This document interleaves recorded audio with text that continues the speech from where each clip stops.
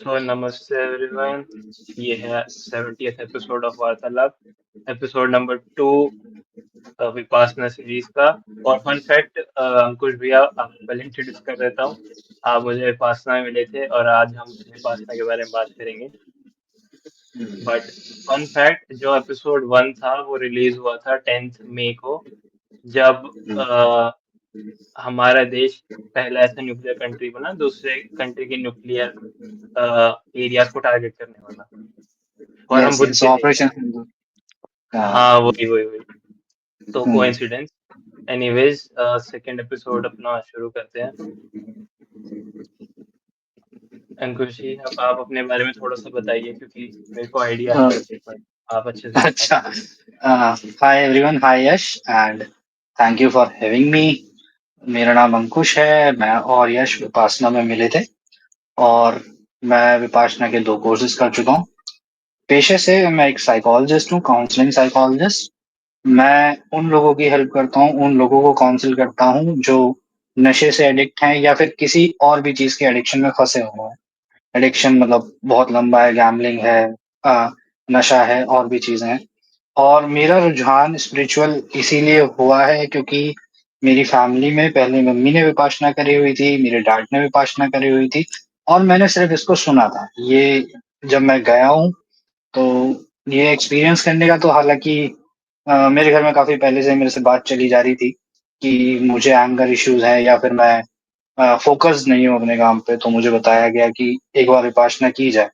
और स्टार्टिंग में मुझे बोला गया था कि ये सिर्फ एक स्पिरिचुअल प्रोग्राम है, लेकिन जब मैं वहां गया और मैंने वो फील किया तो मुझे पता लगा कि Vipassana is more than spirituality. ये उससे बहुत बड़ी चीज है, बहुत बड़ी। हम्म। और जब मैं पहले इससे सबसे पहले मैंने लखनऊ में किया था। विपासना सेंटर है लखनऊ में, उसका नाम है धम्म लखाना। तो धम्मा लगाना में जब मैं गया था और मैंने पहली बार वहां विपासना करी, तो एक्चुअली ना मैं एक परसेप्शन बना के गया था कि जनरली जो लोगों का परसेप्शन होता है कि मेडिटेशन ही तो करवाएंगे, मेडिटेशन में क्या होगा, और बैठेंगे थोड़ी देर 2 घंटे परसेप्शन मेडिटेशन कर बहुत लेंगे, मैटर 3 घंटे। करता है इन चीजों में। सॉरी। इन चीजों में परसेप्शन बहुत मैटर करता है। हाँ, yes yes yes exactly, perception बहुत मैटर करता है क्योंकि ऐसा किसी ने बताया तो था नहीं, और कोई बताता भी तो ये हम्म बताने वाली चीज है भी नहीं। तो मैं अपने हम्म। माइंड में एक परसेप्शन लेके गया था कि 2-3 घंटे मेडिटेशन करेंगे तो वहां पे काउंसलर्स होंगे मेरी तरह, और अगर मुझे कोई प्रॉब्लम होगी तो मैं उनसे डिस्कस करूंगा। ये एक मेरा छोटा सा परसेप्शन था। और बाकी मेरा जो वो था, मेरे को लग रहा था कि मैं छुट्टी बनाने जा रहा हूँ 10 दिन के लिए दुनिया से दूर। फर्स्ट वाले की बता रहे हो या सेकंड वाले की? फर्स्ट वाले की। ओके ओके, हाँ, फर्स्ट वाला ज्यादा इंपॉर्टेंट था हाँ आपके लिए। हाँ, फर्स्ट वाला बहुत इंपॉर्टेंट था। तो मेरे को ये लग रहा था कि मैं छुट्टियां मनाने जा रहा हूँ एक्चुअली में, कि 10 दिन दुनिया से कट ऑफ और खाऊंगा पीऊंगा मौज लूंगा, बॉडी वॉडी बना के आ जाऊंगा। बट जब मैं विपासना में गया और पहले दिन जब मुझे बताया गया कि क्या करना होता है, और पहले दिन दूसरे दिन मेरा मन बिल्कुल नहीं लगा। मैंने ये क्या हो रहा है यार, है ना, क्योंकि हम्म इतने 12 घंटे बैठना, 14 घंटे बैठना मेरे जैसे को आदत ही नहीं है। मेरा काम ऐसा है ही नहीं कि मैं इतनी देर बैठूं, और मेरा काम सारा पब्लिक डीलिंग का है। ऊपर से 9 दिन चुप रहना, बिल्कुल अपनी आवाज सुननी। और पहले 2 दिन तो मैं सच बोलूंगा, मैं झूठ नहीं बोल सकता, मेरा इतना मन करा भागने का। आई वाज लाइक कि कहाँ फंस गया, कि ये है क्या। बट हम्म तीसरे दिन जब वो टेक्निक मेरी समझ में आने लगी, जब मुझे पता लगा कि एक्चुअली में मेडिटेशन है क्या। इसमें बहुत बड़ा रोल हम्म है जब हम विपासना में होते हैं और एंड में गुरुजी का लेक्चर चल रहा होता है 1-1.5 घंटे का, रात को सोने से पहले। तो जब 2 दिन हम्म मैंने उन्हें सुना और उस टेक्निक को ग्रैब करा, तो मुझे तीसरे दिन तब पता लगा कि यार, ये मेडिटेट करना इज नॉट दैट इजी।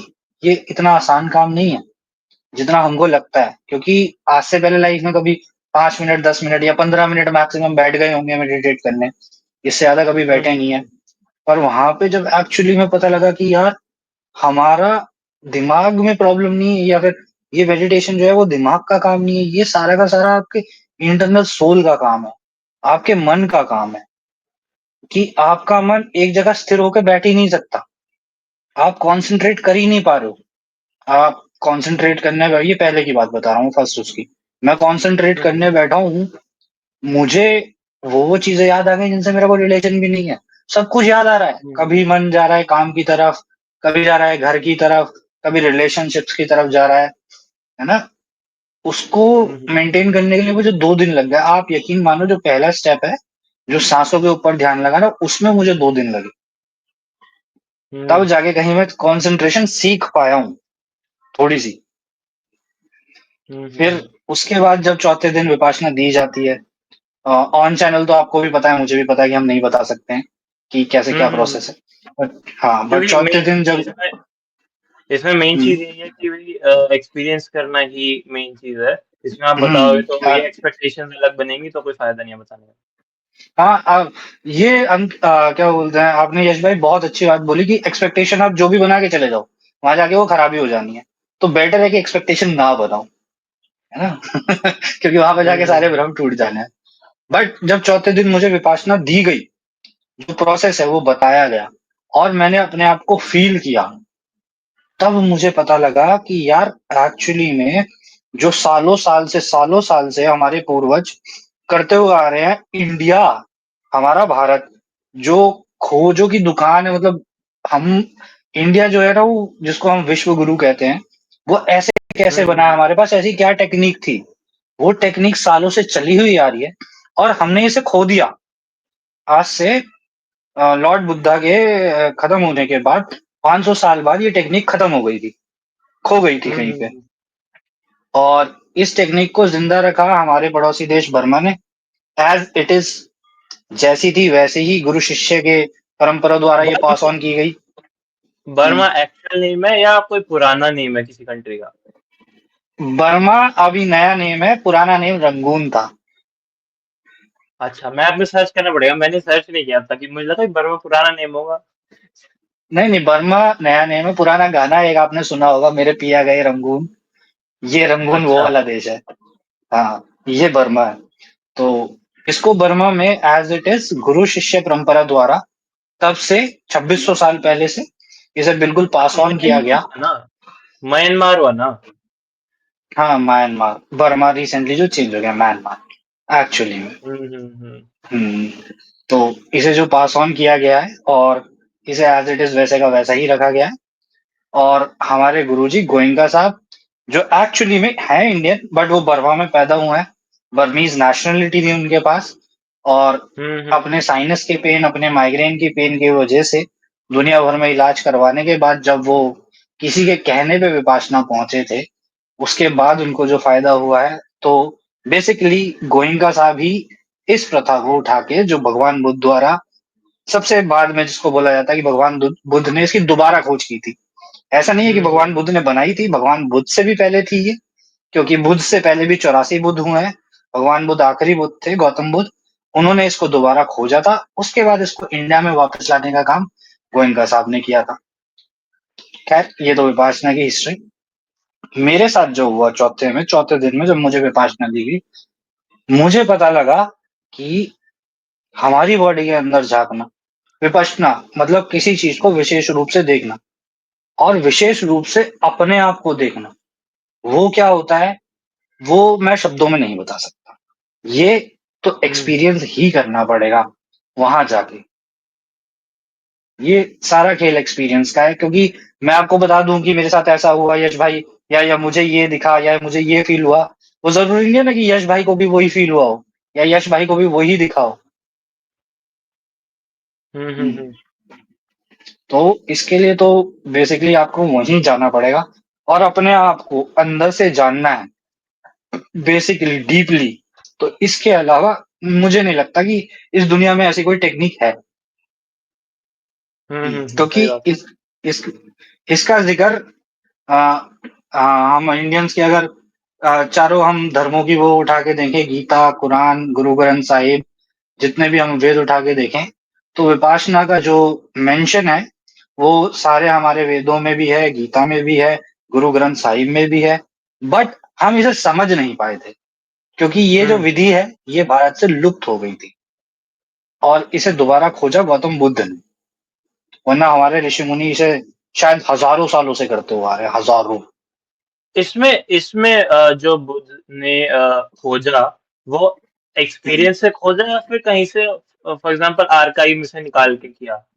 मतलब एक्सपीरियंशियल गौतम करके टेक्निक फिर से बनाई है या फिर कहीं से पढ़ी है हुँ, और नॉलेज ली है फिर ट्राई करके फिर उसे रिफाइन किया? गौतम बुद्धा में? हाँ, हाँ, अगर आपको हाँ, पता हो। हाँ, हाँ, एक्चुअली मैंने इसके बारे में पढ़ा है और जहाँ तक मेरी नॉलेज है, गौतम बुद्ध ने जब अपना घर छोड़ा था, तो उसका एक ही कारण था। कहानियाँ तो बहुत सारी मशहूर हैं कि वो हुँ, इसके लिए हुँ, निकले थे, उसके लिए निकले थे। बट बेसिकली वो ये जानने निकले थे कि इंसान को दुःख है, तो उसका निवारण क्या है? इंसान खुश कैसे रह सकता है? क्योंकि हुँ, हुँ, बुद्ध थे, राजा थे। भाई पैसे से अगर कोई खुश होता तो बुद्ध के पास कोई कमी नहीं थी। राजा थे, पूरा उनके पास ज़मीन की कोई कमी नहीं, जायदाद की कोई कमी नहीं, शादी उनकी हो रखी थी, वाइफ़ उनकी सुंदर थी। ये भौतिक चीज़ों से खुश नहीं हो पा रहे थे। तो वो जब हुँ, अपना हुँ, घर छोड़ के निकले तो उन्होंने 5 साल, लगभग 5 साल, जो हमारी पुरानी टेक्निक्स हैं जो आज भी प्रचलित हैं कि ध्यान ऐसे लगा लो या इसका नाम लेके ध्यान लगा लो, दिमाग में एक मूर्ति बना लो, उसपे ध्यान लगा लो, ये सब किया उन्होंने। गुफाओं में हुँ, जाके, पहाड़ों पे जाके, सब जगह उन्होंने मेडिटेशन करने का ट्राई किया, बट नहीं हो पाया, नहीं हो हुँ, पाया। पता नहीं फिर उनके अंतर्मन से कहाँ से आवाज़ आई, जब उन्होंने सब जगह ध्यान लगा लिया, तो एक दिन उन्होंने बैठे-बैठे कहा कि आज मैं अपनी साँस पे ध्यान लगाता हूँ। और शायद ये पिछले जन्म के जो हमारे यहाँ पे कहा जाता है कि ये जन्मों-जन्मों का खेल है सारा का सारा। हुँ, हमारे हुँ, कर्म हुँ, इकट्ठे होते जा रहे हैं, कर्मिक बैलेंस। है ना? हाँ, ये कर्मों का खेल है सारा का सारा। तो गौतम बुद्ध के शायद कर्म ऐसे थे कि जब उन्होंने साँस पे ध्यान लगाना शुरू किया, तो उन्होंने देखा कि वो यार अपने आप को, अपने शरीर को पढ़ पा रहे हैं। फिर उन्होंने और दोबारा ध्यान लगाना शुरू किया। साँस से फिर वो अंदर पहुँचे, हाथों पे, पैरों पे, पूरी बॉडी की उन्होंने यात्रा की। फिर एक हुँ, दिन हुँ, ऐसे करते-करते उन्होंने अधिष्ठान उठा, उसको अधिष्ठान कहते हैं। मैं समझाता हूँ अभी अधिष्ठान क्या होता है। आपको हिलना नहीं हुँ, है। आप जिस पोज़ीशन में बैठ गए, आपको उसी पोज़ीशन में बैठे रहना है। कमिटमेंट तो मतलब अपनी कमिटमेंट पोस्चर के बिल्कुल, ऊपर। डीप हुँ, हुँ, कमिटमेंट कि अब नहीं हिलूँगा मैं, चाहे कुछ भी हो जाए। तो भगवान बुद्ध ने अधिष्ठान उठाया कि आज मैं अपनी पूरी बॉडी को जान के ही उठूँगा। तो उस दिन जब वो बैठे, कुछ घंटों बाद उनका लेवल मेडिटेशन का इतना था कि उन्होंने अपने ब्रेन को, इसको सेरिब्रम बोलते हैं, छोटा ब्रेन, छोटा दिमाग जिसको बोला जाता है। हुँ, हुँ, हुँ, पीछे इसको होता है जो। पेनिट्रेट हाँ, इसको पेनिट्रेट करा और जब इसको उन्होंने पेनिट्रेट करा उसको बोलते हैं भंग अवस्था, भ्रंग अवस्था। भ्रंग अवस्था एक हुँ, ऐसी अवस्था है जहाँ पे आप अपनी पूरी बॉडी का आपको ज्ञान हो जाता है, सिर्फ़ आपका दिमाग रह जाता है।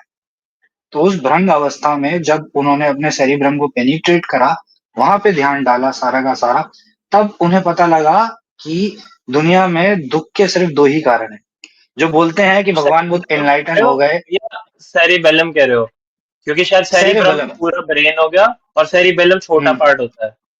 सेरेबेलम, चलिए BELLUM बस हाँ, ठीक है, समझ हाँ, गया, समझ गया। ओके। तो जब उन्होंने सेरेबेलम को आपने पेनिट्रेट करा, ध्यान वहाँ लगाया, तब उन्हें पता लगा कि इंसान जो है, उसकी उत्पत्ति 4 ही चीज़ों से हुई है, भूमि, हुँ, गगन, हुँ, हुँ, वायु और नीर। हमारा जो बेसिक है, हमारा जो लास्ट टिश्यू है ना? जब तक हम अपनी बॉडी पे ध्यान लगा रहे होते हैं, टूट के हम जब लास्ट टिश्यू पे पहुँचते हैं, तो हमारा लास्ट टिश्यू जो है, वो 4 ही चीज़ों से बना हुआ है। भूमि, गगन, वायु और नीर। और हर प्राणी जो जीवित है इस पृथ्वी पे, वो ही सेम कंपोनेंट का बना हुआ है, जिससे इंसान बना हुआ है। और उन्हें पता लगा कि दुःख के सिर्फ़ 2 ही कारण हैं, एक राग और एक द्वेष।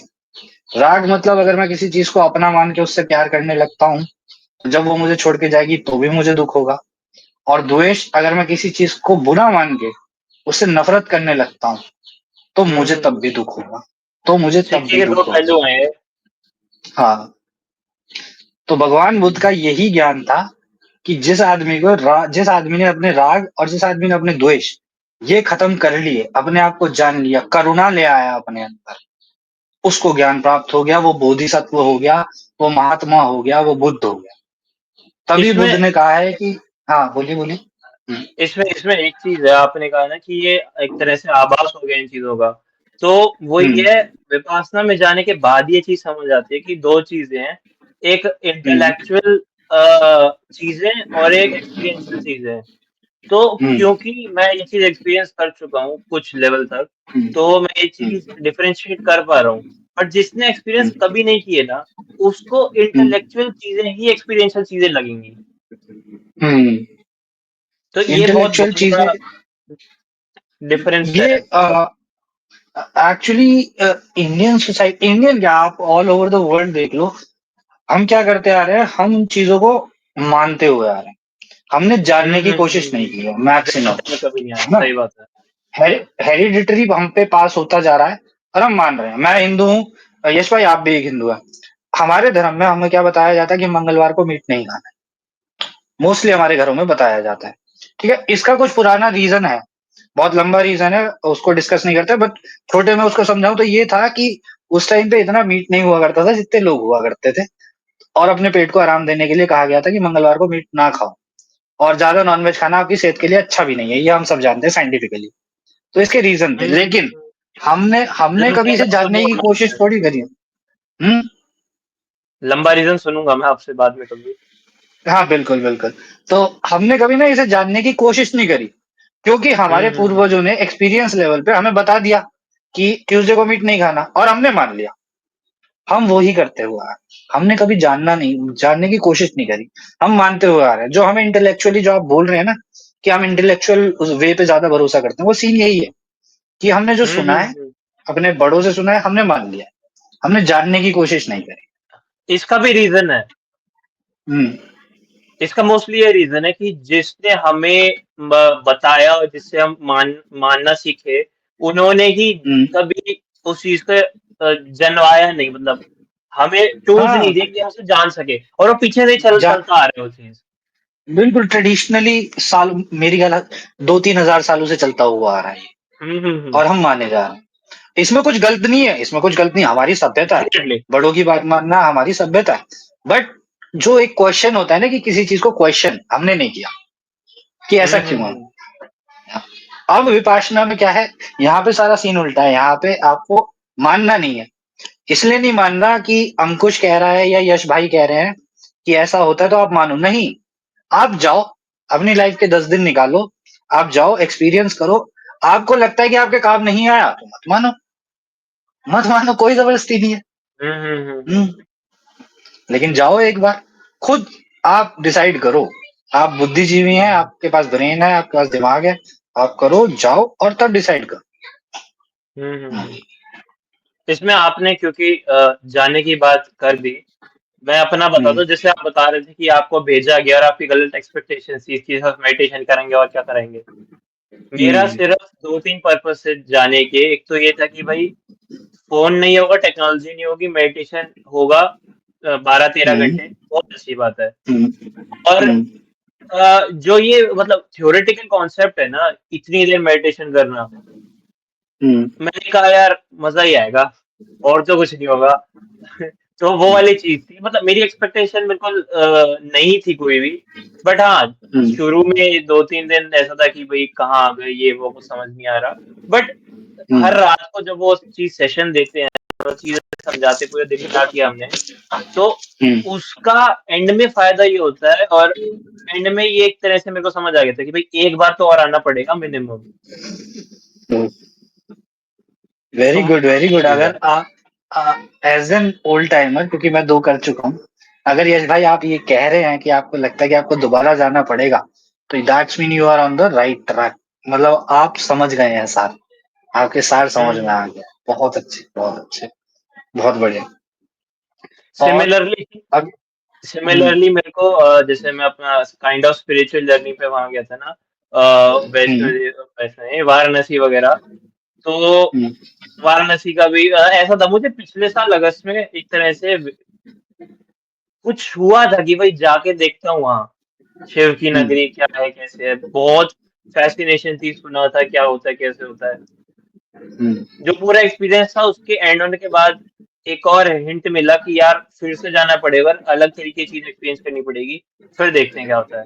तो वो वाली चीज़ है, हुँ। मतलब ये 2 बार ही हुआ है अभी तक, तो ये विपासना और वाह! वैष्णो देवी में। सॉरी, हुँ, विपासना में और वाराणसी में। बहुत नासिक। एनीवेज़ आप कंटिन्यू करो। हुँ, तो आपने जो मेरे को बात बताई कि आपके साथ 2 बार हुआ है, यश भाई, इसी को ना स्पिरिचुअल एक्सपीरियंस कहते हैं। हम्म स्पिरिचुअल, एक मैं ऑडियंस को जरा डिफरेंस समझा देता हूँ। एक होती है स्पिरिचुअल अवेकनिंग, एक होती है स्पिरिचुअल एक्सपीरियंस।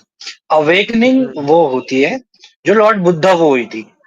उसको कहते हैं कि अब मैं स्पिरिचुअली पूरा हो गया हूँ, अब इसके आगे हम्म मेरे पास कुछ बचा नहीं है जानने को, क्योंकि मैंने दुख का कारण ही जान लिया, है ना। स्पिरिचुअल एक्सपीरियंसेस हैं जो हम, आप और मैं स्टेप बाय स्टेप बढ़ रहे हैं, कि अंदर से आवाज आई है कि यार दोबारा आना है, ये दोबारा हम्म आना है, जिसको शायद हम नॉर्मल भाषा में, हमारी भाषा में कहते थे कि बुलावा आया है ना। एक्चुअली वो बुलावा वही नहीं है, वही। That is my soul. मेरी सोल मुझसे कह रही है कि हाँ, ये रास्ता ठीक है, अंकुश दोबारा हम्म आना पड़ेगा, इसको और जानना पड़ेगा।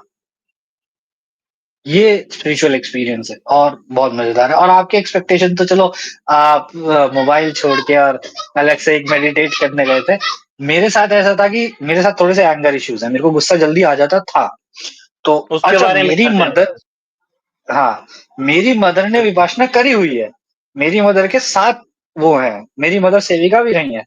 उन्होंने मुझे अच्छा बताया अच्छा। नहीं था कभी कि, हाँ, उन्होंने मुझे कभी नहीं बताया कि अंदर क्या होता है। उन्होंने बस मेरे को छोटे छोटे हम्म हिंट दी कि तेरा गुस्सा खत्म हो जाएगा और तेरा दिमाग शांत हो जाएगा। क्योंकि वही है ना कि उनके बोलने से तो मैं नहीं मानने वाला जब तक मैं एक्सपीरियंस नहीं करूंगा। ये मैं पूरी ऑडियंस को बता दूं कि मेरी जो विपासना और मेरी जो स्पिरिचुअल जर्नी जितनी भी रही है, वो सब मेरी मॉम की वजह से है, क्योंकि भाई उन्होंने किया है, उन्होंने ही मेरे को फोर्स किया था। और हमारे यहाँ कहते हैं कि सिंपली, कि जिस घर में एक बंदे ने विपासना कर ली, उसके घर में दूसरा बंदा विपासना ऑटोमेटिकली करेगा ही करेगा। तो मेरे साथ तो ये सीन हुआ है। हम्म। हम्म। बाकी एंगर इश्यूज पे बाद में डिस्कस करते हैं, वो बहुत थोड़ा सा पर्सनल लाइफ के बारे में जाना पड़ेगा, उसको थोड़ी देर बाद के लिए रखते हैं। हाँ ठीक है, कोई कोई इश्यू नहीं है। इसमें एक चीज हम्म। और मतलब जैसे अभी ना मैं थोड़ा सा एस्ट्रोलॉजी में भी प्लान कर रहा हूँ अपना एपिसोड करने का, स्टार्ट करना। तो मतलब एक एक हम्म। कर लिया उस सीरीज में। तो उसमें एक उन्होंने कनेक्शन बताया था मून का और मदर का। तो मून का आप, और मदर का मदर का, ओके।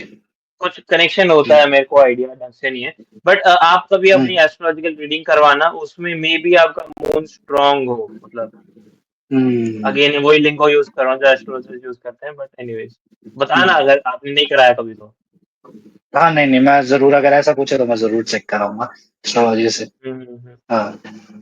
आपकी हेल्प लूंगा इसमें, तो आप एक्सपर्ट हैं। कहाँ एक्सपर्ट, अभी स्टार्ट हुआ है, एक्सपर्ट तो नहीं है। नहीं नहीं, आप, मेरे को पता है यश भाई, आप इतना हार्ड वर्किंग है। जब आप जाते हैं तो आप फिर उसको पूरा ढूंढ के लाते हैं। लाइक अभी आपने विपासना, एंड मैं भूल गया था, लेकिन मैं पहले आपको बोल दूं, थैंक यू। थैंक यू कि आप विपासना के लिए इतना सब कर रहे हैं। Thank you so much. सबकी तरफ से मैं आपको बोलता हूँ कि आप इतने बड़े प्लेटफॉर्म पे ला रहे हैं और अपना टाइम निकाल रहे हैं विपासना के ऊपर डिस्कस करने के लिए। क्योंकि ये हम्म गलती हम इंडियंस पहले भी कर चुके हैं। गलती क्या थी हम इंडियंस की, कि हमने इस विधि को खो दिया था। क्योंकि हम्म।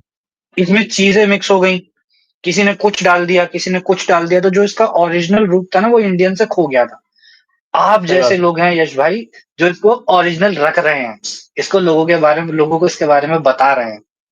ये इसमें आपका इसमें कर्मा। दो चीज, हाँ। हम्म। इसमें इसमें दो चीज बोलूंगा मैं बस। एक तो ये कि अ, हम्म। मतलब विपासना जैसे मेरे को इंटरेस्ट हुआ था, मैंने सिर्फ हम्म। बाकी पॉडकास्ट में इतना ही सुना है कि आपने विपासना की है, उसने कहा हम्म। हाँ की है। मैंने कहा, उन्होंने कहा हाँ अच्छी हम्म। बात है, ठीक है। इससे ज्यादा कोई इन डेप्थ नहीं, कुछ नहीं, मतलब सिर्फ ऊपर ऊपर की बातें, थोड़ा सा वो है तो। मतलब जो ये है वार्तालाप, इट्स ऑल अबाउट क्यूरियोसिटी। तो ये है ही सब हम्म। कुछ in depth chill conversation, non formal, long format, इस टाइप से। तो हम्म। मतलब और दूसरी चीज है कि आप कुछ करते नहीं हो, आपसे करवाया जाता है। बिल्कुल बिल्कुल सही कहा, आप कुछ करते नहीं, आपसे करवाया जाता है। और ये आपने बड़ा अच्छा बोला कि आप दूसरे पॉडकास्ट में या फिर आप ऑनलाइन किसी भी वीडियोस में विपासना के बारे में सर्च करोगे, तो सब ऊपर ऊपर से है कि हाँ करी है और इतना है। इन डेप्थ इसका जाने का रीजन ये है, कई लोग इसलिए नहीं जाते क्योंकि ये जो हमें विपासना बताती है कि ये एकमात्र सच तरीका है अपने आप को पाने का, अपने आप को जानने का। अगर कोई ये बोल दे कि ऑनलाइन आके या फिर नेशनल प्लेटफ़ॉर्म पे कोई बोल दे कि यही सिर्फ़ एक तरीका है, तो वो थोड़ा-सा कंट्रोवर्शियल हो सकता है। तो मेबी शायद लोग इसलिए इन डेप्थ नहीं जाना चाहते इस बारे में। ये एक जबकि बहुत रियल मैं तरीका है। हाँ, इसमें इसमें फालतू की मतलब बकवासबाजी जो वर्ड होता है वो नहीं नहीं है इसमें, मेरे को जितना हुँ, लगा है इसमें। इसमें प्योर हुँ, थ्योरी है, उसका एक्सपीरियंस है और उसके स्टेप्स हैं। बिल्कुल, बस उसके बाद अपने इसमें आप कोई होता है। तीसरी चीज़ है ही नहीं। हुँ। तीसरी चीज़ बाहर की कोई है ही नहीं। मैं किसी का नाम नहीं लूँगा, मैं किसी को ब्लेम नहीं करूँगा।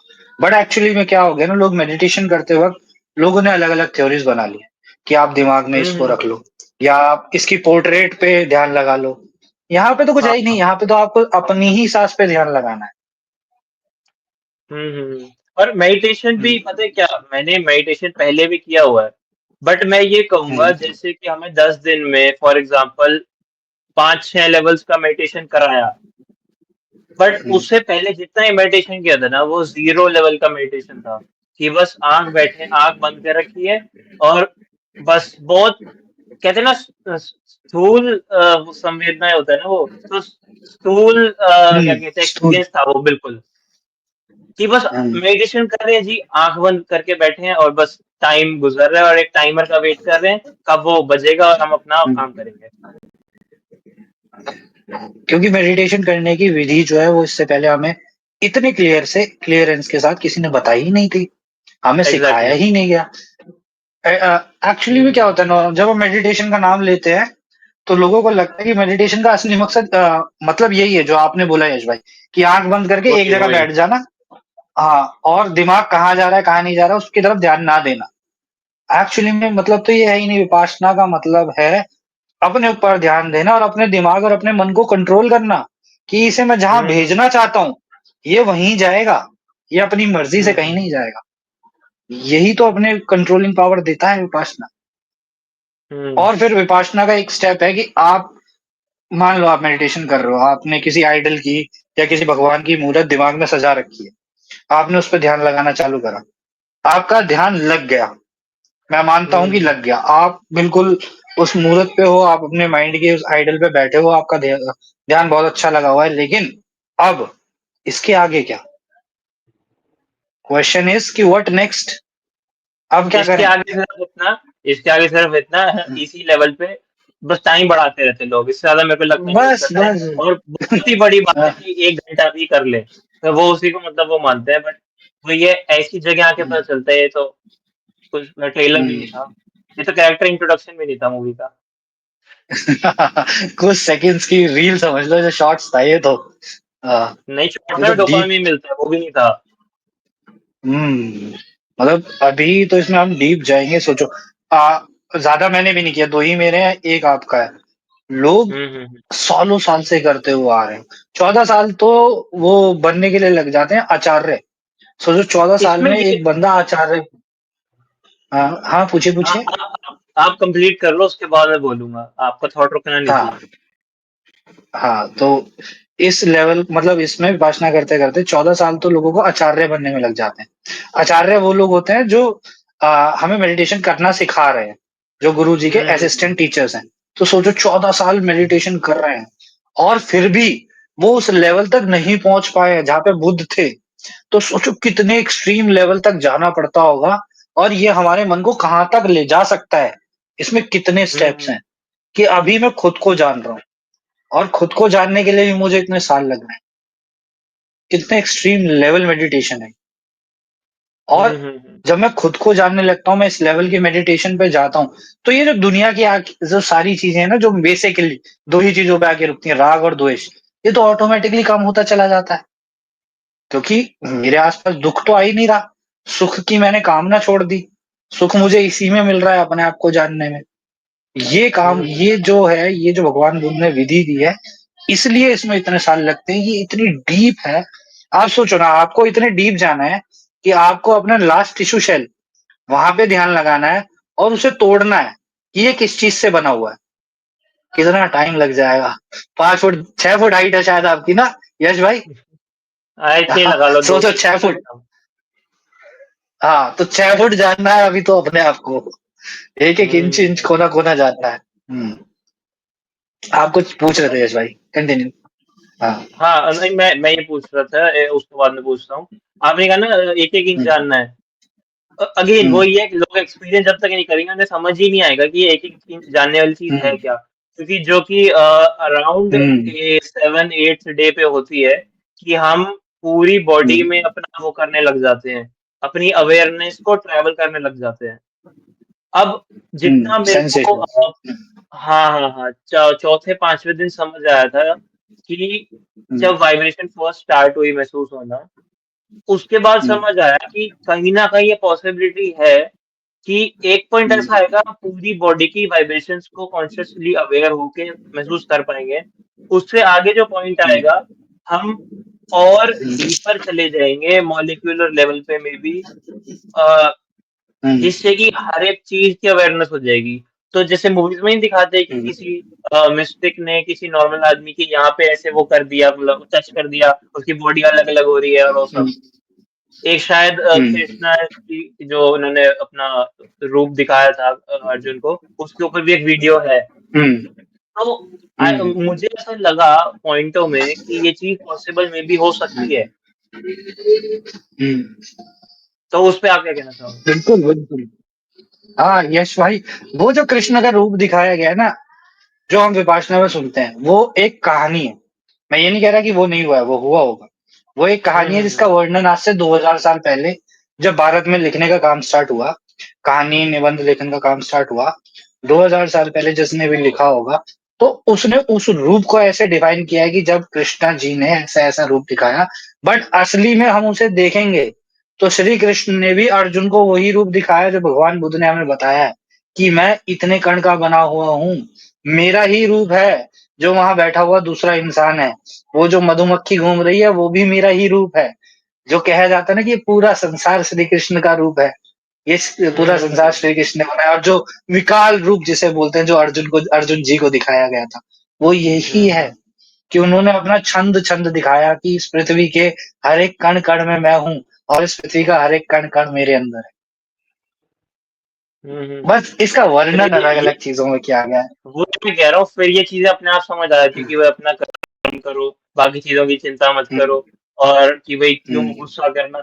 मैं एक्चुअल बता रहा हूँ, मतलब मेरे विपासना करने के बाद जब वापस आ रहा था, इमोशंस कुछ चीजों में हाई फाई हो गए थे, और हम्म, ये चीज बहुत आसान हो गई थी कि सामने वाला गुस्सा लड़ाई वगैरह वगैरह कर रहा है, तो मैं आराम से ऐसे ऑब्जर्व कर हम्म, रहा हूँ। मेरे को मजा आ रहा है कि मेरे को कुछ हम्म। हो क्यों नहीं रहा रिएक्शन। बेसिकली तो बेसिकली विपासना का, हाँ, एम एम आप समझ रहे हो। हाँ, कंटिन्यू कंटिन्यू, मैं सुनना चाहूंगा। तो हम्म, तो वही है, मे बी मेरे को जो लगा करंट पॉसिबिलिटीज के हिसाब से, जैसे उन्होंने होमवर्क दिया था जो हम्म, सुबह और रात शाम को करना होता है, वो अभी मैं नहीं कर पा रहा हूँ, हम्म, जिसकी वजह से मुझे 1-2 महीने में करना है, जिसके बाद देखेंगे क्या होता है, कर पाऊंगा, क्योंकि आइडियली करना चाहिए, बट मैं तो कहता हूँ कि टाइम का स्ट्रक्चर थोड़ा ऐसा है कि नहीं कर पाते हैं।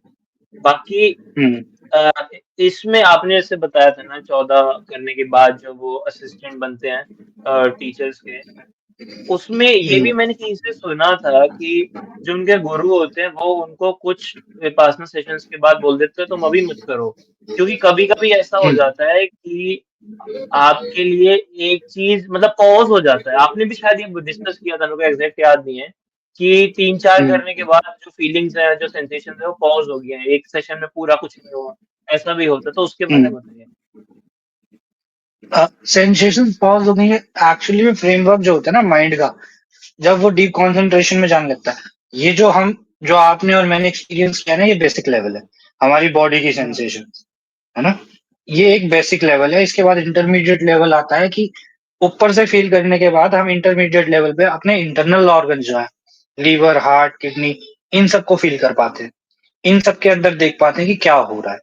ठीक है, कर इसके बाद जब पाते हैं एडवांस मतलब, लेवल, बिल्कुल कर पाते एग्जैक्टली हैं कर पाते हैं। जैसे कि, जैसे ये कहते हैं कि पेट में जैसे कि खाना मैं, फील होगा, वो होगा। बिल्कुल खाना, मैं आपको बहुत छोटा सा एग्जांपल देता हूँ। जो विपासना के इंटरमीडिएट लेवल पर है, किसी इंटरनल ऑर्गन या मसल में पेन हो रहा है, I can say it with promise कि वो दवाई नहीं लेगा, क्योंकि वो अपना कंसंट्रेशन उसको इंटरनली ले जाके ठीक कर सकता है। ये पावर है मेडिटेशन की, मैंने हम्म। होते हुए देखा है। बट नहीं, उसके लिए एक्चुअली एक मेक मेडिटेशन का सेंस। लेवल होता है। हम्म। हम्म। बोलो बोलो बोलो। नहीं, मैं वही कह रहा हूँ कि ये चीज मेक सेंस करती है, क्योंकि सरफेस लेवल की वाइब्रेशंस के बाद इंटरनल लेवल ही आता है। और अगेन मैं तो फैसिनेट हम्म। होता हूँ जब भी सोचता हूँ कि ऐसा कुछ पॉसिबल हो सकता है। ये एक्चुअली में ये ना क्या बोलते हैं, ये कोई गप हाकने वाली वो नहीं है, या ऐसी कोई चीज नहीं कि हम झूठ बोल दे व्यूअर्स को। ये सच है। बेसिक के बाद जब हम्म। इंटरमीडिएट लेवल आता है, जब आप इंटरनली भी कर सकते हैं, उसके बाद जब एडवांस लेवल आता है, आप अपने ब्रेन को फील कर पाते हैं। जो हम बात कर रहे थे ना, सेरिबेलम, छोटा ब्रेन, जब हम उसे फील करते हैं, उससे पहले एक अवस्था आती है भ्रंग अवस्था। अब मैं भ्रंग अवस्था को एक्सप्लेन कर देता हूँ। भ्रंग अवस्था एक ऐसी अवस्था है जिसमें आप अपना मन कहीं भी लेकर जाओ, किसी भी हिस्से पे, इंटरनली या एक्सटर्नली, आपको सेंसेशंस वहां पे फील हो रही होंगी विद इन अ सेकेंड। आपको टाइम नहीं लगेगा वहां पे सेंसेशन फील करने एक्सटर्नली में। भी, बॉडी से बाहर हाँ भी। जी। बॉडी के अंदर और बॉडी के बाहर। बॉडी के बाहर एज इन फिजिकल बॉडी से अलग। नहीं नहीं, फिजिकल बॉडी से अलग तो बिल्कुल एडवांस लेवल हो गया। तब आपको फिजिक उस पे आता हूँ अच्छा मैं, अच्छा, एडवांस एक्सट्रीम एडवांस ठीक लेवल ठीक है ठीक है ठीक है। है ना। उस पे आता हूँ, अभी आता हूँ। तो हाँ हाँ। ये इंटरमीडिएट लेवल के बाद जब आप एक्सटर्नली और इंटरनली अपने आप को फील कर लेते हैं, उसके बाद आता है एडवांस लेवल। तब आप अपने सेरिब्लम को फील कर पाते हैं।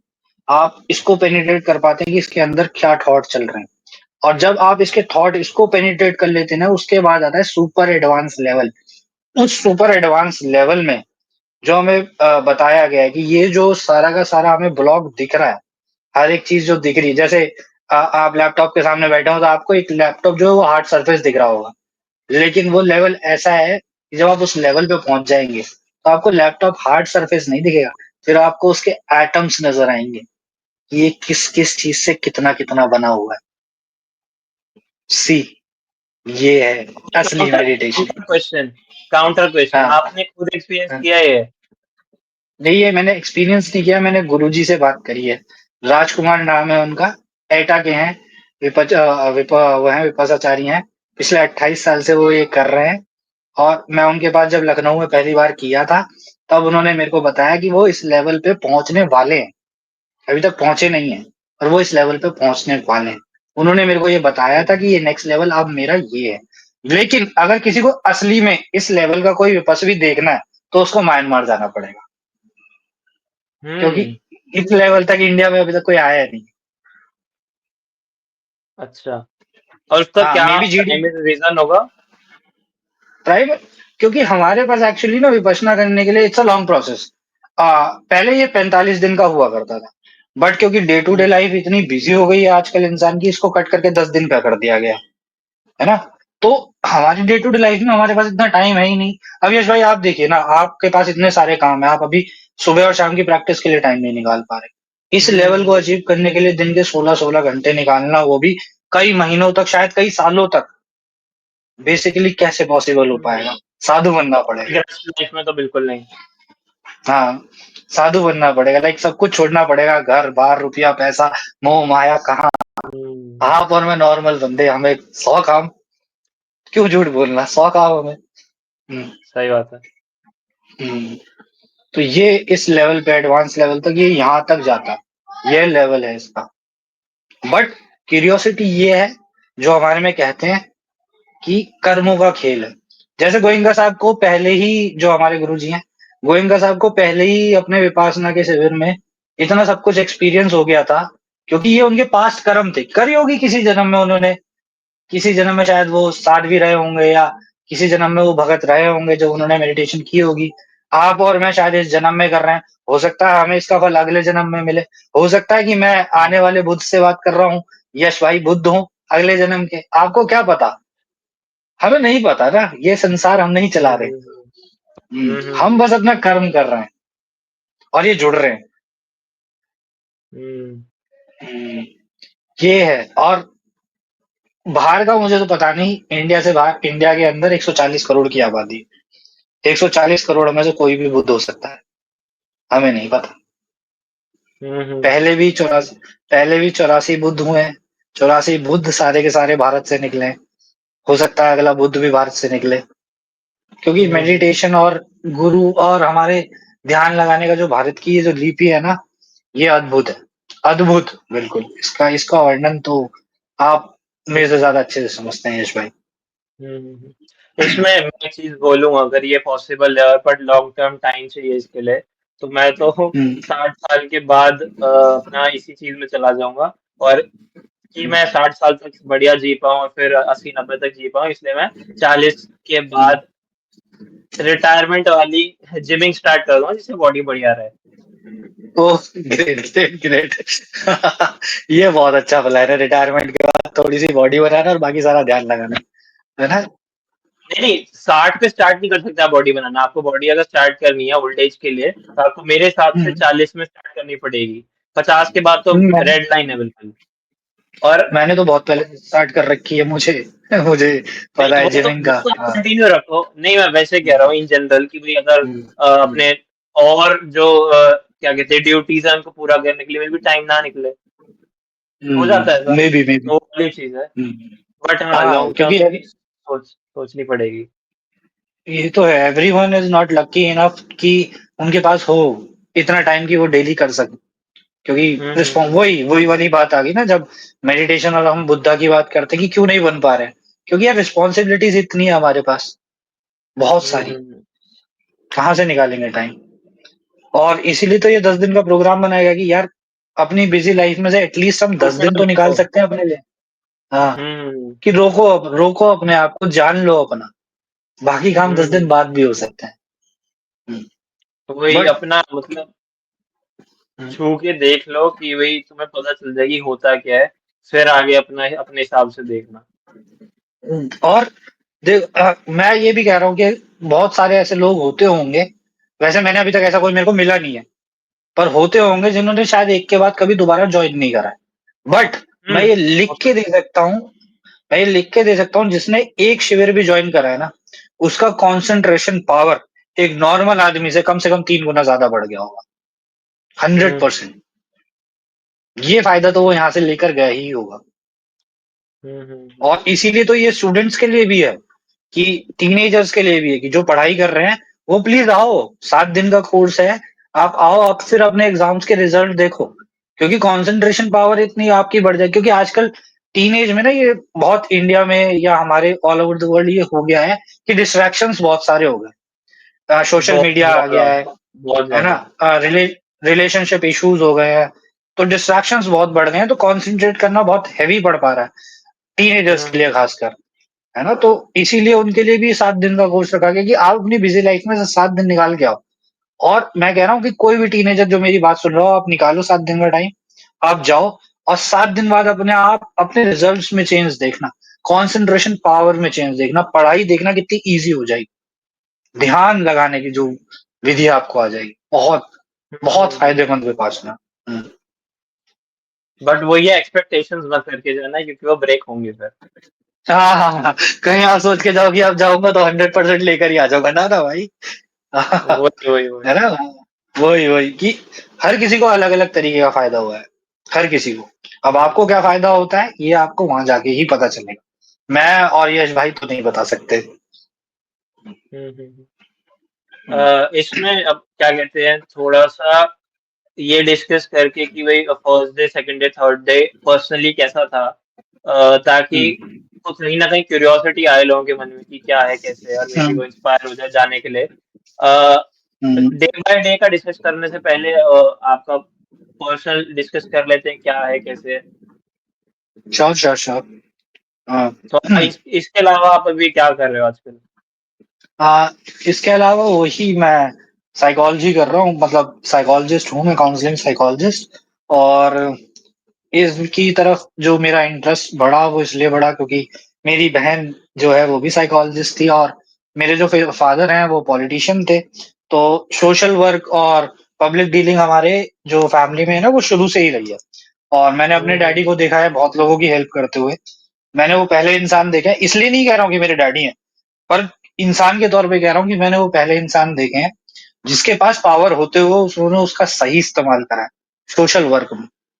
तो मेरी रुचि वहां से पैदा हुई। जब मैं लोगों को देखता हूँ ना, मैं सुन आज भी मैं जब आज भी लोगों से पापा का नाम सुनता हूँ अपने, और मैं देखता हूँ ना वो कहते हैं कि उन्होंने ये मैं तो बहुत छोटा रहूंगा उस टाइम पे। तो उन जब वो लोग बताते हैं कि उन्होंने इतना किया, सोसाइटी के लिए इतना किया, लोगों के लिए इतना किया, तो तब मेरी क्यूरियोसिटी जागी कि यार किसी इंसान की इतनी तारीफ हो सकती है, वो भी इतने छोटे छोटे से काम के लिए। तब मैंने जाके तब I decided to go in social work कि मैं भी कुछ ऐसा करूंगा। और फिर जब मैं पढ़ रहा था, तो मुझे पता लगा कि इंडिया में जो है टीनेजर्स में और यंग एज में, क्योंकि इंडिया जो है बहुत यंग कंट्री है, इंडिया की जो पॉपुलेशन है वो मैक्सिमम यंग है, हम्म तो India is a young country. तो हमारे यहाँ पे जो प्रॉब्लम्स बढ़ती जा रही है ना सबसे ज्यादा, वो बढ़ रही है नशे की। इस प्रॉब्लम को मैंने पढ़ा, क्योंकि मेरे पास फाइनल ईयर में ऑप्शन था चूज करने के लिए कि या तो मैं क्लिनिकल साइकोलॉजिस्ट बन जाऊं, आराम से बैठ के एक जगह पैसा कमाऊं और बढ़िया लाइफ हम्म जीऊं। हम्म सेकंड ऑप्शन था कि मैं डी एडिक्शन के बारे में, सब्सटेंस अब्यूज के बारे में पढूं और इसके लिए मैं काम करूं। तो मैंने सब्सटेंस अब्यूज चूज किया, क्योंकि वो प्रॉब्लम मैंने खुद फेस की है एक टाइम पे। एल्कोहलिज्म से मैं जूझा हूँ, मेरे को भी पता है कि वो किस चीज से क्या वो करती है, वो बीमारी इसको बोलते हैं, एडिक्शन को। तो जब मैं खुद के लिए, जब मैंने वो पढ़ा और मैं खुद निकला और इस सोशल वर्क में मैं गया, तब मुझे पता लगा कि यार ये तो बहुत बड़ी प्रॉब्लम है। उसके बाद जब मैंने एक प्रोग्राम ज्वाइन किया, इसी के अंदर एक प्रोग्राम है उसको बोलते हैं अल्कोहलिक्स एनोनिमस, तो उसमें मैंने ज्वाइन किया, तो मुझे पता लगा कि ये भी एक स्पिरिचुअलिटी का प्रोग्राम है। और फिर वहां से, उस स्पिरिचुअलिटी प्रोग्राम से, और मैंने जो अपनी मदर से सीखा हुआ था, वहां से मैं विपासना आया। सी हाउ ये सारा का सारा इंटरकनेक्टेड है। ये सारी चीजें कनेक्टेड रहती है, मतलब अगर ऐसे हम्म ब्रॉडर व्यू देखें इन चीजों का। हम्म हम्म सारी की सारी चीजें एक दूसरे से कनेक्टेड है, एक एक स्टेप। हम्म हम्म। कभी कभार तो ना, ये ये मेरी एक हाँ पर्सनल जी मेरी बिल्कुल। वो है, पर्सनल, बिल्कुल पर्सनल, कोई किसी के लिए नहीं। मेरे को ऐसा लगता है कि ये सब जो हो रहा है ना, ये सब कुछ प्री प्लान्ड है, कि लिखा हुआ है यार कि तेरे साथ ऐसा होगा, तब तू वहां जाएगा, तब तू ये करेगा, और तू फिर यहाँ आएगा। मुझे ऐसा फील होता है कभी कभी, सारी चीजें हम्म। इंटरकनेक्टेड। हम्म हाँ, इसमें इसमें मैं बताता हूँ एक फ्री विल और डिटर्मिनिज्म की एक डिबेट रहती है साइंस में कि क्या सच है क्या सच नहीं है। तो ना एक हम्म एक्सपेरिमेंट हुआ था जिसमें कि हम्म ये once and for all prove हो गया था कि हमारे पास फ्री विल एक इल्यूजन है, हमारे पास फ्री विल नहीं हम्म होती है। एक हम्म शॉर्टर टाइम स्पैन पे अगर हम देखें तो हमारी बॉडी डिसीजंस ले लेती है, उसके बाद हमें अवेयर करती है। हम्म ये चीज एक्सपेरिमेंट में प्रूव हो चुकी है। तो डिटर्मिनिज्म हम्म होता है। अब हाँ, ब्रॉडर स्केल पे दोनों एक्सेस पे, टाइम के भी और अ, मतलब स्पेस के भी एस्पेक्ट में, ये हम्म समझना कि सब कुछ कनेक्टेड है, ये बहुत, मेरे को ऐसा लगता है कि ये ह्यूमन माइंड के लिए थोड़ा सा ये मुश्किल रहेगा ये बहुत समझना कि सब मुश्किल कुछ है। डिटरमाइंड है। बट हाँ, हम्म अगर थोड़ा सोचना और थोड़ा बारीकी से देखना स्टार्ट करें तो हम्म कहते हैं ना वो यूनिवर्स आपको विस्पर करता है, आपको चीजें बताता है। हम्म एग्जैक्टली वो चीज है, अगर उसको हम देखें और उस चीज को नोटिस करना स्टार्ट करें ना, तो हम्म कहीं ना कहीं ये है कि चीजें डिटर्मिन्ड हैं और उस हम्म फ्लो को समझ के उसमें बहना स्टार्ट करना पड़ता है, मेरे को ऐसा लगता है। बिल्कुल। यूनिवर्स ना आपको साइन देती है, मैं आपको मेडिकल लैंग्वेज में समझाता हूँ। जब हम मेडिकल की साइंस की तरफ गए हैं एज एन साइकोलॉजिस्ट, मैं आपको समझाता हूँ। अगर आपकी किडनी में प्रॉब्लम हो रही है, आपकी बॉडी आपको साइन देना चालू करती है, आपकी आंखें स्वेल हो जाती हैं, आप स्टैमर करने लगते हो, तो ये अर्ली साइंस है। ऐसे ही अगर आपको हार्ट की प्रॉब्लम है, तो आपकी बॉडी आपको साइंस दे रही होती है, आपके लेफ्ट शोल्डर में पेन होना चालू हो जाता है, आपके लेफ्ट हाथ में जान कम हो जाती है, आप चलते चलते डिसबैलेंस होने लगते हो। ये छोटे छोटे साइंस है जो आपको बता रहे होते हैं कि भाई प्रॉब्लम है, तेरे को हार्ट की प्रॉब्लम हो सकती है, तेरे को किडनी की प्रॉब्लम हो सकती है। सेम ऐसे ही जैसे मेडिकल साइंस काम करती है, ऐसे ही हमारा ये सारा का सारा जो स्पिरिचुअल साइंस है ना, ये भी ऐसे ही काम करता है। अब वो आके आपको डायरेक्ट तो नहीं बोलेंगे कि तू वहां जाके बैठ जा, बट ये आपको साइंस देते हैं। जैसे मेरे साथ था, जो मेरे लिए साइंस का काम किया, वो था मेरा anger issue. Hmm. As an psychologist मैं ही नहीं समझ पा रहा हूँ कि मुझे गुस्सा क्यों आ रहा है, छोटी छोटी सी आपको किस बातों चीज पे का मैं गुस्सा रेस्टलेस। था, मतलब। मैं बताता हूँ, उसी पे आ रहा हूँ। हाँ, तो मैं हम्म। छोटी छोटी सी बातों पे रेस्टलेस, इरिटेबल, डिसकंटेंटेड फील कर रहा हूँ। और मुझे सब कुछ इरिटेट कर रहा है। और क्योंकि मैं खुद साइकोलॉजिस्ट हूँ, तो मैं समझ नहीं पा रहा हूँ कि यार क्या प्रॉब्लम हो रही है। और फिर मैंने जरा एक बार मम्मी से बात करी कि मेरे को ऐसे-ऐसे प्रॉब्लम हो रही है। तब जब ये विपाशना का मैसेज था और मैं विपाशना पहुँचा। अब ये मेरा एक्सपीरियंस है जो मैं ऑन कैमरा बोल रहा हूँ। मुझे तीसरे दिन पता लगा कि मेरे गुस्से का कारण सिर्फ एक है। मेरे गुस्से का कारण है कि मैंने किसी चीज़ को अपना इतना मान लिया था कि मैं उस पे अपना हक जमाने लग गया था। और मेरे को लग ही नहीं सकता था कि ये चीज़ मेरे से दूर जा रही है या मेरे से दूर जा सकती है। और वो तो जब और ये सब मेरे साथ हुआ, जब वो चीज़ मेरे से दूर गई, तो वही मेरे अंदर जब द्वेष पैदा हुआ, वो था मेरे गुस्से का कारण और मैं इसे समझ नहीं पा रहा था। ये समझ मुझे वहाँ जाके आई है। बेसिकली जो मेरे को क्लैरिटी मिली माइंड की कि मैं गुस्सा क्यों हो रहा हूँ दूसरों पे, वो इस वज़ह से हो रहा हूँ कि मैंने अपना अपने आप को बहुत बड़ा मान लिया किसी चीज़ के ऊपर कि ये मेरी ही है। मैं पोज़ेशन समझने लग गया उस पे अपना। अब मेरी समझ में आया कि मैं किसी चीज़ को पॉसेस नहीं कर सकता इस दुनिया में, अपनी सोल के अलावा। All I can possess is myself. हुँ। हुँ, तो क्या क्या ये चीज़ कहना ठीक होगा कि साइकोलॉजिकली स्पीकिंग हुँ, थर्ड डे पे कुछ ऐसा अनलॉक हुआ, चाहे वो अंडरस्टैंडिंग में हो, चाहे वो आई थिंक न्यूरोकेमिकली भी कह सकते हैं। ऐसा हुँ, कुछ बिल्कुल। अनलॉक हुआ जिससे जिससे कनेक्शन बना आपके उस हैबिट में जिसमें आप लेट गो नहीं कर रहे। हुँ, सेकेंडली आपके एंगर इश्यूज में, फ्रस्ट्रेशन में I hmm. Guess. Yes, yes, yes, exactly. Right word frustration. हुँ, उसी को वो जो आप कह रहे हो अनलॉक, एक्चुअली में उसे अनलॉक ही बोल सकते हैं क्योंकि वो बंद ही था या फिर वो वाला पार्ट था जो मैं देखना ही नहीं चाह रहा था। ये मैंने वहां जाके ही देखा है या मुझे दिखाया गया है। इस पे डिबेट हो सकती है पर वो हम करेंगे नहीं क्योंकि इसका चाहे वो दिखाया गया चाहे वो मुझे दिखा, इन दी एंड मुझे फायदा बहुत हुआ क्योंकि हुँ, मुझे समझ में आ गया है कि मैं किसी भी चीज को ओन नहीं कर सकता हूँ इस दुनिया में। I am just a normal human being. ये मुझे वहां जाके समझ में आया कि मैं अपने आप को भी ओन नहीं कर रहा हूँ एक तरीके से देखा जाए तो। मेरी भी अभी ऑक्सीजन कट कर दी जाए तो मैं भी खत्म। चाहे मैं कितना भी बड़ा, मैं कोई भी सही, मैं भी इस दुनिया से कुछ ले रहा हूँ, तो मुझे भी इस हुँ, दुनिया को कुछ देना पड़ेगा, है ना? वही एक वर्णन की कहानी है जो आपने और मैंने शायद सुनी है वहाँ पे विपासना में कि करुणा, भगवान हुँ, शिव ने ज़हर पीकर यहाँ अटका लिया था, जब समुद्र मंथन हुआ था। इसको बोलते हुँ, हैं करुणा, कि दूसरे के प्रति प्रेम भाव पैदा करना। और हुँ, मुझे पता है विपासना ने सबसे बड़ा क्या सिखाया? जिस व्यक्ति के हुँ, प्रति मैं नफ़रत लिए बैठा था अपने दिल में कि इसकी वज़ह से ये सब हुआ है, मुझे विपासना ने सिखाया उसे माफ़ करना, उसके लिए प्रार्थना करना कि हे भगवान, इसकी वज़ह से मुझे दुःख हुआ है, इसे अपना कर्म ना भोगना पड़े, इसको जाने देना। इतनी करुणा, इतना सॉफ्ट हार्ट, ये दिया विपासना ने। हुँ। हुँ, मतलब एक तो कांग्रेचुलेशंस फॉर अनलॉकिंग दिस। अ, हुँ, इसमें मैं एक चीज़ बोलूँगा काइंड ऑफ विपासना से अलग भी।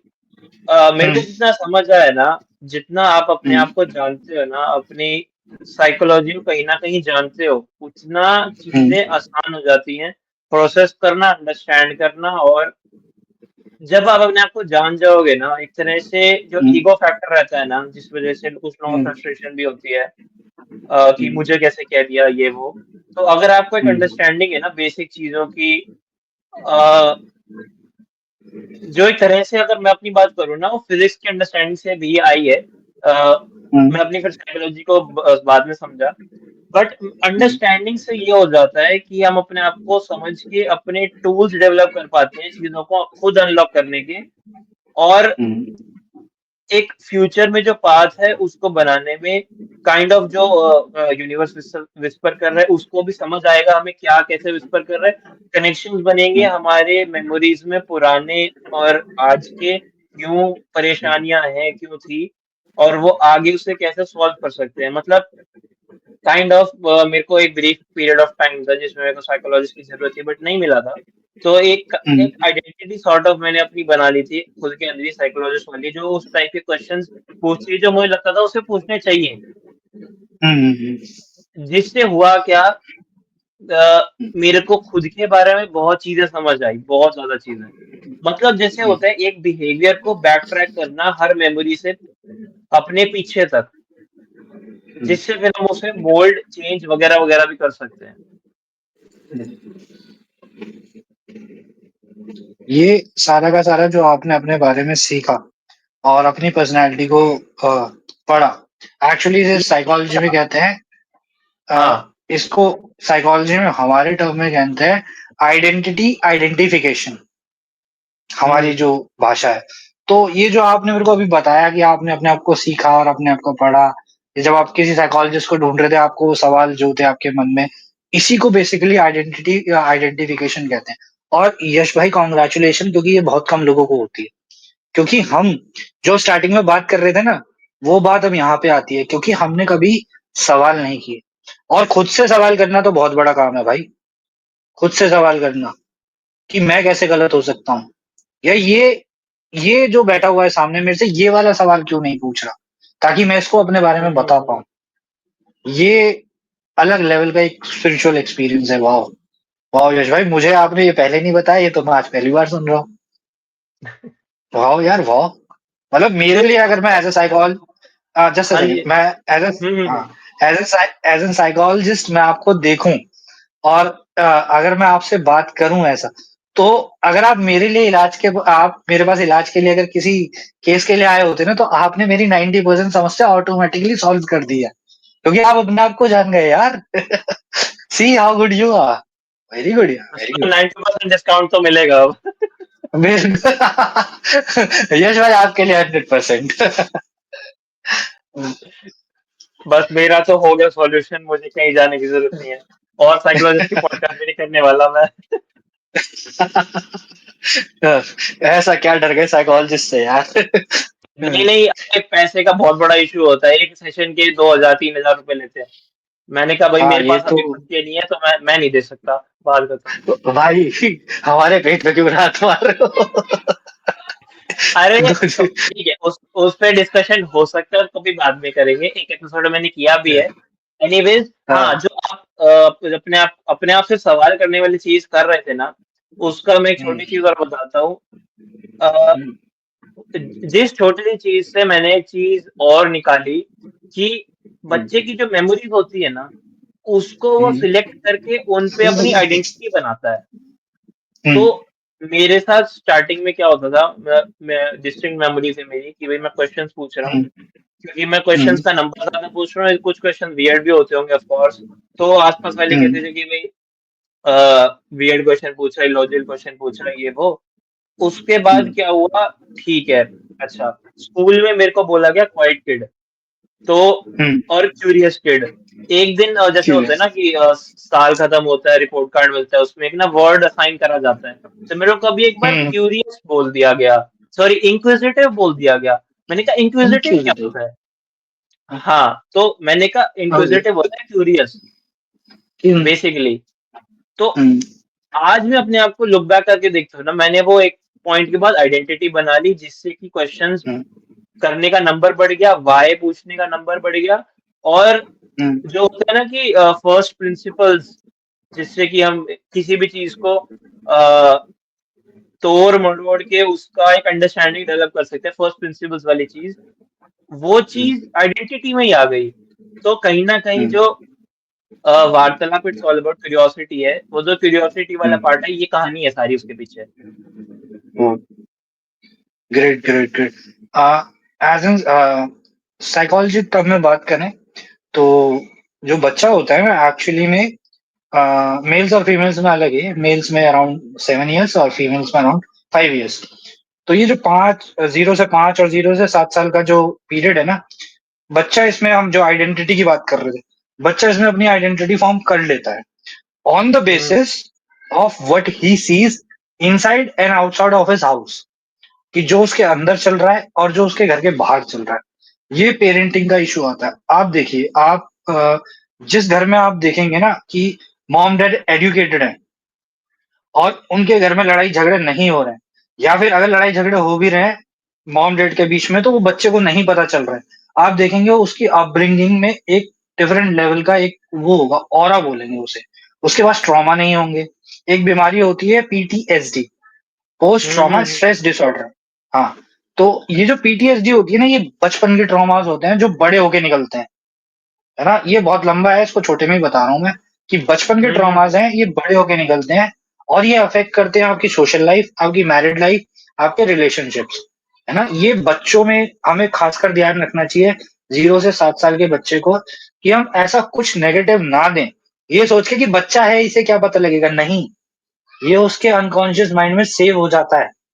आपने जो बताया, आपकी क्वेश्चन पूछने की आदत जो बचपन की है, ये आपने श्योरली कहीं ना कहीं से देखा होगा, जिसका आपके ऊपर बहुत पॉजिटिव इम्पैक्ट हुआ है। बहुत पॉजिटिव इम्पैक्ट हुआ है पॉसिबली कि गो, हाँ, कि go and ask the question. Science की क्या कहते हैं, परस्यूट के पीछे में भी, साइंस मे परस्यूट के बी मे पीछे, बी।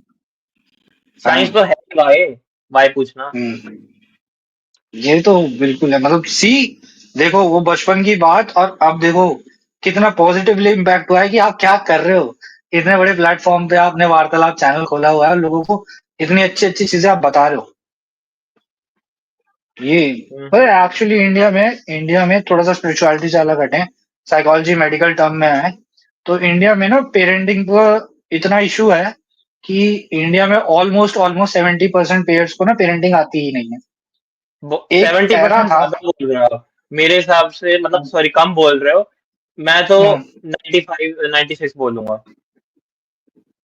ओके, ले लेते हैं वो नंबर भी, हम ले लेते हैं। इसका भी एक रीजन है यश भाई। एक्चुअली क्या था ना, हम्म। एक एरा था, 80s हो गया, 90s हो गया। एक एरा था न्यूक्लियर फैमिली, है ना, जॉइंट फैमिलीज का एक एरा था। हम्म। तो उस एरा में जब चाचा किड्स ताऊ हम सब विश सारे, टू एजुकेट योर किड, वो वाली चीज। हाँ हाँ हाँ, एक एरा में, और उसमें शायद हम लोगों ने बचपन में देखा होगा कि हमारे चाचा ताऊ वगैरह साथ में रहते थे, है ना। एक घर में रह रहे हैं, बेशक फ्लोर अलग हो, पर रहे एक घर में रहे। हम्म। तो वो एक एरा था, और उस टाइम की पेरेंटिंग अलग थी, क्योंकि उस टाइम पे बच्चों का ध्यान रखने के लिए बहुत सारे लोग हुआ करते थे, और वो ये ध्यान रखते थे कि बच्चे के पास नेगेटिव ना जाए। बट मॉडर्न वर्ल्ड नाउ, जब हम न्यूक्लियर हो गए हैं, एक फैमिली में पेरेंट्स रह रहे हैं और बच्चे रह रहे हैं, 2-4 लोगों की पूरी फैमिली है, इसमें बच्चों का ध्यान रखने के लिए कोई है नहीं। सोशल मीडिया बढ़ गया है बहुत ज्यादा, जो नेगेटिवली इम्पैक्ट कर रहा है यूथ को हमारे, है ना, और छोटे छोटे हम्म। बच्चों को ज्यादा इम्पैक्ट कर रहा है। फिजिकल खेलना आजकल की यूथ ने छोड़ दिया है, बिल्कुल छोड़ दिया है। ये लोग खेलते नहीं है, बेकार होता जा रहा है। और सबसे बड़ी जो गलती है ना, जो हम कह रहे थे, आप जो कह रहे थे 90 to 95% पेरेंटिंग लोगों को नहीं आती है, एग्जैक्टली वो बिल्कुल करेक्ट है। क्योंकि पेरेंटिंग के लिए इन्होंने बच्चों को चुप कराने के लिए, बच्चों के टाइम पास के लिए, उनके हाथ में दे दिया एक खिलौना जिसका नाम है मोबाइल। आप और आप उसके जो, बाद हाँ नहीं आप हम्म, बिल्कुल सही कह रहे हो, बट आप जो हम्म, फोन वाली चीज कह रहे हो ना, वो मोस्टली वो पेरेंट्स हैं जो अभी हम्म, रिसेंटली पेरेंट बने, और फॉर एग्जांपल अगर आप उन्हें फोन दे रहे हैं तो अराउंड 15 16 में जो कि पैदा हुए थे, मोस्टली वो कह हम्म, सकते हैं। और हम्म, सेकेंडली मैं ये बोलूंगा एक और डायमेंशन देने के लिए पेरेंटिंग वाली चीज पे, कि हम्म, क्या होता है, जो लोगों को ना अवेयरनेस नहीं होती। मैंने जो देखा है ना, कॉन्शियसनेस के अगर 10 लेवल हैं, और बुद्धा हम्म, अगर 10वें या 9वें पे है, तो हम्म, एक पत्थर कह लो अगर फर्स्ट लेवल या सॉरी 0 लेवल पे है ना, तो हम्म, फॉर एग्जांपल हमारे जो आचार्य थे वहाँ पे, जो टीचर थे अपने विपासना में, वो अराउंड हम्म, 5 लेवल पे अगर हैं, तो हम, हम्म, मैं और आप फॉर एग्जांपल लगा लो 4.5 पे हैं या हम्म, 4.25 पे है, तो जो normal day hmm, today human है ना, वो है 3 पे इस समय। और एग्जैक्टली। इशू क्या होता है, ये बिल्कुल एक बहुत इंटरेस्टिंग उसके पीछे है कि भाई ऐसा क्यों, क्या है, कैसे, अवेयरनेस वाली चीज। और इसके बाद ना जब ये चीज जनरेशनल में चली जाती है ना, जनरेशनल चीज भी बताता हूँ, तो जब इंसान सोचता नहीं है ना, अवेयरनेस नहीं होती उसे, तो वो क्वेश्चन नहीं पूछता, वो बस इग्नोरेंट रहता है, वो जिंदगी जीता रहता है, उसको किसी चीज से टेंशन नहीं है, अपना बस अपना काम करता है, खत्म करता है, परेशान रहता है, सब चलता रहता है एनपीसी की तरह। और उसने फिर कभी ओवर थिंकिंग नहीं की। अगर उसके बच्चों ने ओवर थिंकिंग की तो मे बी उसको पिल्स दी गई, जैसे वो साइकोलॉजिस्ट के पास जाते हैं ओवर थिंकिंग हटाने के लिए। मैंने तो हमेशा ओवर थिंकिंग ना पॉजिटिव वे से लिया है, कभी कभी नुकसान भी है उसके, उससे मैनेज करना मेरे हिसाब से सीखना पड़ता है। तभी एक हम्म, अंडरस्टैंडिंग वाला लेवल बाद में पार कर पाते हैं। तो हाँ, जो मैं कह रहा बिल्कुल। हूँ कि जो 3 लेवल के कॉन्शसनेस के लोग होते हैं ना, अगर वो 2 जनरेशंस के होंगे, ग्रैंड-पेरेंट्स और पेरेंट्स, अगर ये हो गया हम्म, ना, तब बताता हूँ क्या आता है कि जो जो फैमिली ट्रॉमा बोलते हैं ना, वो यहीं से स्टेम होता है। एक होता है जनरेशनल ट्रॉमा कि भई हम्म, ग्रैंड-पेरेंट्स ने पेरेंट्स को दिया, पेरेंट्स अपने बच्चों को दे रहे हैं। एक होता है बिल्कुल। फैमिली ट्रॉमा, जो हम्म, या तो फादर-मदर या फिर ग्रैंडफ़ादर, ग्रैंडमदर या फिर ये चारों आपस में। तो ये जो पूरी डायनामिक बनती है ना, उससे अगर उन्हें मान लो 10% भी आता है ना अपना पेरेंटिंग आती है, वो भी नेगेटिव हम्म, 50 60% चली जाती है। तो हम्म, मेन इश्यू यही है, लोग सोचते नहीं है, अवेयरनेस नहीं है, 3 लेवल पे अटके बैठे हुए हैं। क्योंकि तो लोग उनको उससे आगे फॉरवर्ड करना जाना नहीं, चाहिए। हाँ, लोग हाँ। उससे आगे जाना नहीं चाह रहे हैं। कंफर्ट और ईज इसका जो है ना मेन रीजन है, क्योंकि एक हमारे ऑर्थोडॉक्स थिंकिंग बन गई है। मैं मॉडर्न पेरेंट्स की बात कर रहा हूँ जो बिल्कुल मॉडर्न हुँ, हुँ, है। हुँ। एक हुँ, ऑर्थोडॉक्स, हुँ। जो उन्होंने एक ऑर्थोडॉक्स थिंकिंग बना दी है कि हमारी परवरिश ऐसे हुई है और हम शायद लाइफ में अच्छा कर गए हैं, तो ये भी ऐसे ही कर जाएंगे। एक जो एरा चेंज हुआ है, जो मॉडर्न टाइम्स आए हैं, जो एक साथ में पूरा का पूरा मॉडर्नाइजेशन हुआ है, उसके हिसाब से कुछ मॉडर्न पेरेंट्स अपने आप को मॉडर्न कर नहीं पाए हैं, क्योंकि वो अपने आप को अपग्रेड करना ही नहीं चाह रहे। वही जो आपने बोला, लैक ऑफ नॉलेज, हुँ, हुँ, हुँ। वो करना ही नहीं चाह रहे हैं। और वो जो जनरेशनल ट्रॉमा और पेरेंटल ट्रॉमा पास ऑन होता हुआ आया है, वो अभी भी हो रहा है। बट ये नहीं कि सब जगह ऐसा हो रहा है, बट अब मैं बोलना भी चाहूंगा कि अब लोग कुछ कुछ अवेयर होने लग गए हैं। ऐसा नहीं है हुँ, कि सब हुँ, नहीं है, हुँ। होने लग गए हैं। क्योंकि मैं ये केसेस हैंडल करता हूँ, मेरे पास लोग आते हैं, पेरेंटिंग के लेकर भी आते हैं, मैरिजेस को लेकर भी आते हैं। तो मैं देख रहा हूँ, पहले ना एक स्टिग्मा होता था यश भाई, कि अगर आप साइकोलॉजिस्ट के पास जा रहे हो या साइकियाट्रिस्ट के पास जा रहे हो तो लोग आपको पागल बोलेंगे। ये स्टिग्मा था। अब भी है, अब भी है। हाँ, अभी भी है, मतलब बट उस लेवल, हाँ, ये, बहुत हाँ, रिमोट नहीं, बहुत रिमोट जगह की बात भी नहीं कर रहा मैं, बट अभी भी है। हम्म, हाँ, अभी है, बिल्कुल है, एग्ज़ाम्पल मैं भी देगा मानता हूँ। हुआ। है ये, तो ये स्टिग्मा होता था, बट नाउ ना, अब चाहे से आप वेब सीरीज का जो आजकल चल रही है उनका असर कह लो, या मॉडर्न मूवीज का असर कह लो, जिसमें वो लोग डाल रहे हैं कि अगर आपको प्रॉब्लम है तो साइकोलॉजिस्ट से कंसल्ट करने में कोई इशू नहीं है, ये स्टिग्मा नहीं है, ही कैन हेल्प। बहुत लोग ये कर रहे हैं ना, I am happy for that. ऐसा नहीं है कि सब कुछ गलत ही हो रहा है, बहुत कुछ अच्छा हुँ, भी हो हुँ, हुँ, हुँ। डेफ़िनिटली, रहा है। डेफ़िनिटली। हम्म, इसमें और वही चीज़ है, अगर ये सारी चीज़ें तो होगी अगर लोग नहीं सोच रहे तो। अगर लोग सोचना स्टार्ट ही कर देंगे ना, फर्स्ट प्रिंसिपल्स हम्म, लगा के वो एक लाइन में समझ जाएँगे साइकोलॉजी एक्चुअल में है क्या, फिर वो अपने आप हम्म, जाएँगी। मतलब वो वाली चीज़ है। फर्स्ट प्रिंसिपल हम्म। इतनी अमेज़िंग चीज़ है, बट ठीक है, लोग उसमें क्या। नहीं जान पा रहे हैं लोग, क्या कर सकते हैं उसमें। बट ये है कि हुँ, जो हुँ, हम हुँ। कर रहे हैं, शायद अभी भी जो बैठ के कर रहे हैं, यही एक अवेयरनेस का वो हो सकता है। ऐसे ही हम अवेयर हुँ, कर सकते हैं लोगों को कि there is a solution, there is a solution, you just have to ask for it, ask for help. आप मदद मांग के देखो यार, आपको मदद मिलेगी। जो most of the suicidal case है, most of the suicidal case, अगर मैं इंडिया की एक स्टडी जो मैंने खुद करी है उसको मैं एक उसके हिसाब से शॉर्ट में समराइज करके बता रहा हूँ। जो इंडिया के सुसाइडल केस हैं, मोस्टली या तो लव रिलेशनशिप्स के ऊपर है, या फिर फाइनेंस की वजह से है, या फिर जो आखिरी रह जाता है वो एडिक्शन की वजह से। तीन चीजों के ऊपर most of the suicidal case है। लेकिन अगर इन्हीं में से उन लोगों ने किसी से बात की होती या हेल्प मांगी होती, तो इनमें से ऑलमोस्ट 70% लोगों को बचाया जा सकता था। ये इतने हुँ। एक्सट्रीम उनकी प्रॉब्लम नहीं थी, बट उन्हें इतनी एक्सट्रीम लग रही थी क्योंकि उन्होंने किसी के साथ शेयर आउट ही नहीं करा, किसी को बताया हुँ, ही हुँ, नहीं। हुँ। ये ही क्योंकि, और इसमें से भी कई लोग ऐसे थे कि जो अवेयर ही नहीं है, जो आपने बोला यश भाई, उन्हें पता ही नहीं कि ऐसी भी कोई चीज होती है, काउंसलिंग नाम की कोई चीज होती है ना, या हुँ, विपाशना हुँ, नाम हुँ। की कोई चीज होती है। ये तो अब धीरे धीरे लोगों को पता चलने लग गया। हुँ, हुँ, हुँ। हम्म, और आपने ये, क्योंकि ये टॉपिक उठा ही दिया है तो एक सिंपल सा हम्म, क्वेश्चन है। इस केस हम्म, में आप क्या मतलब मेजरली क्या कहना चाहोगे कि विक्टिम का इश्यू रहता है या फिर एनवायरनमेंट का इश्यू रहता है? मैं देखो, एनवायरमेंटल इश्यूज और पास्ट ट्रॉमास, ये दो चीजें हैं जो आपको, और करंट सिचुएशन, ये 3 चीजें जो आपको सुसाइड करने के ऊपर मजबूर करती हैं। इनमें से बहुत हम्म। सारी चीजें जैसे कि करंट सिचुएशन और एनवायरमेंटल फैक्टर्स, ये दोनों ठीक किए जा सकते हैं। बस आपको किसी को बताने की जरूरत है। लोग क्या करते हैं, मेरे को बाहर का नहीं पता क्या हो रहा है, मैं इंडिया की बात करता हूँ। लोग क्या करते हैं, लोग शर्मा रहे हैं, लोग हिचक रहे हैं अपनी प्रॉब्लम बताने में, हम्म। कि रीजन क्या है, कि सामने वाला मजाक उड़ाएगा। इसको अगर मैंने अपनी परेशानी बता दी तो शायद ये समझ नहीं पाएगा। लोगों को ये हम्म। पता ही नहीं है, लोगों को ये पता ही नहीं है कि उन्हें अपनी प्रॉब्लम जाके बतानी किसे है। हाँ, अवेयरनेस मे नहीं बी है। ये भी इसमें मे बी ये हम्म, भी इशू है कि जब भी कभी बताया हुआ तो उनका मजाक बनाया होगा तो उन्होंने बताना बंद कर हम्म, दिया होगा, मे बी ऐसा भी इशू रहता है। तो बहुत मतलब सारे। मेरी जो अंडरस्टैंडिंग, हाँ ऑफ कोर्स बहुत वास्ट टॉपिक है और सेंसिटिव भी है हम्म, थोड़ा, बट मेरी जो हम्म, अंडरस्टैंडिंग है ना, मैं हमेशा एनवायरनमेंट को ब्लेम करूंगा। हम्म, क्योंकि मतलब इतना बड़ा स्टेप है और एक हम्म, कुछ रीजन होते हैं कि वो हो गया है, उसके हम्म, बाद कहीं न कहीं तो एक सोसाइटी का, एक एनवायरनमेंट का, एक उसके आस-पास के लोगों का ही बड़ा वो है, जिस वजह से ये चीज़ हुई है। मतलब हम्म। कल्प्रिट जो कह लो कि वो एनवायरनमेंट ही है। मैं बिल्कुल अग्री करूंगा यश भाई, इससे इस केस में आपसे। एनवायरनमेंट जो है ना, सोसाइटी जो है, ये बहुत पिंच ऑफ करती है।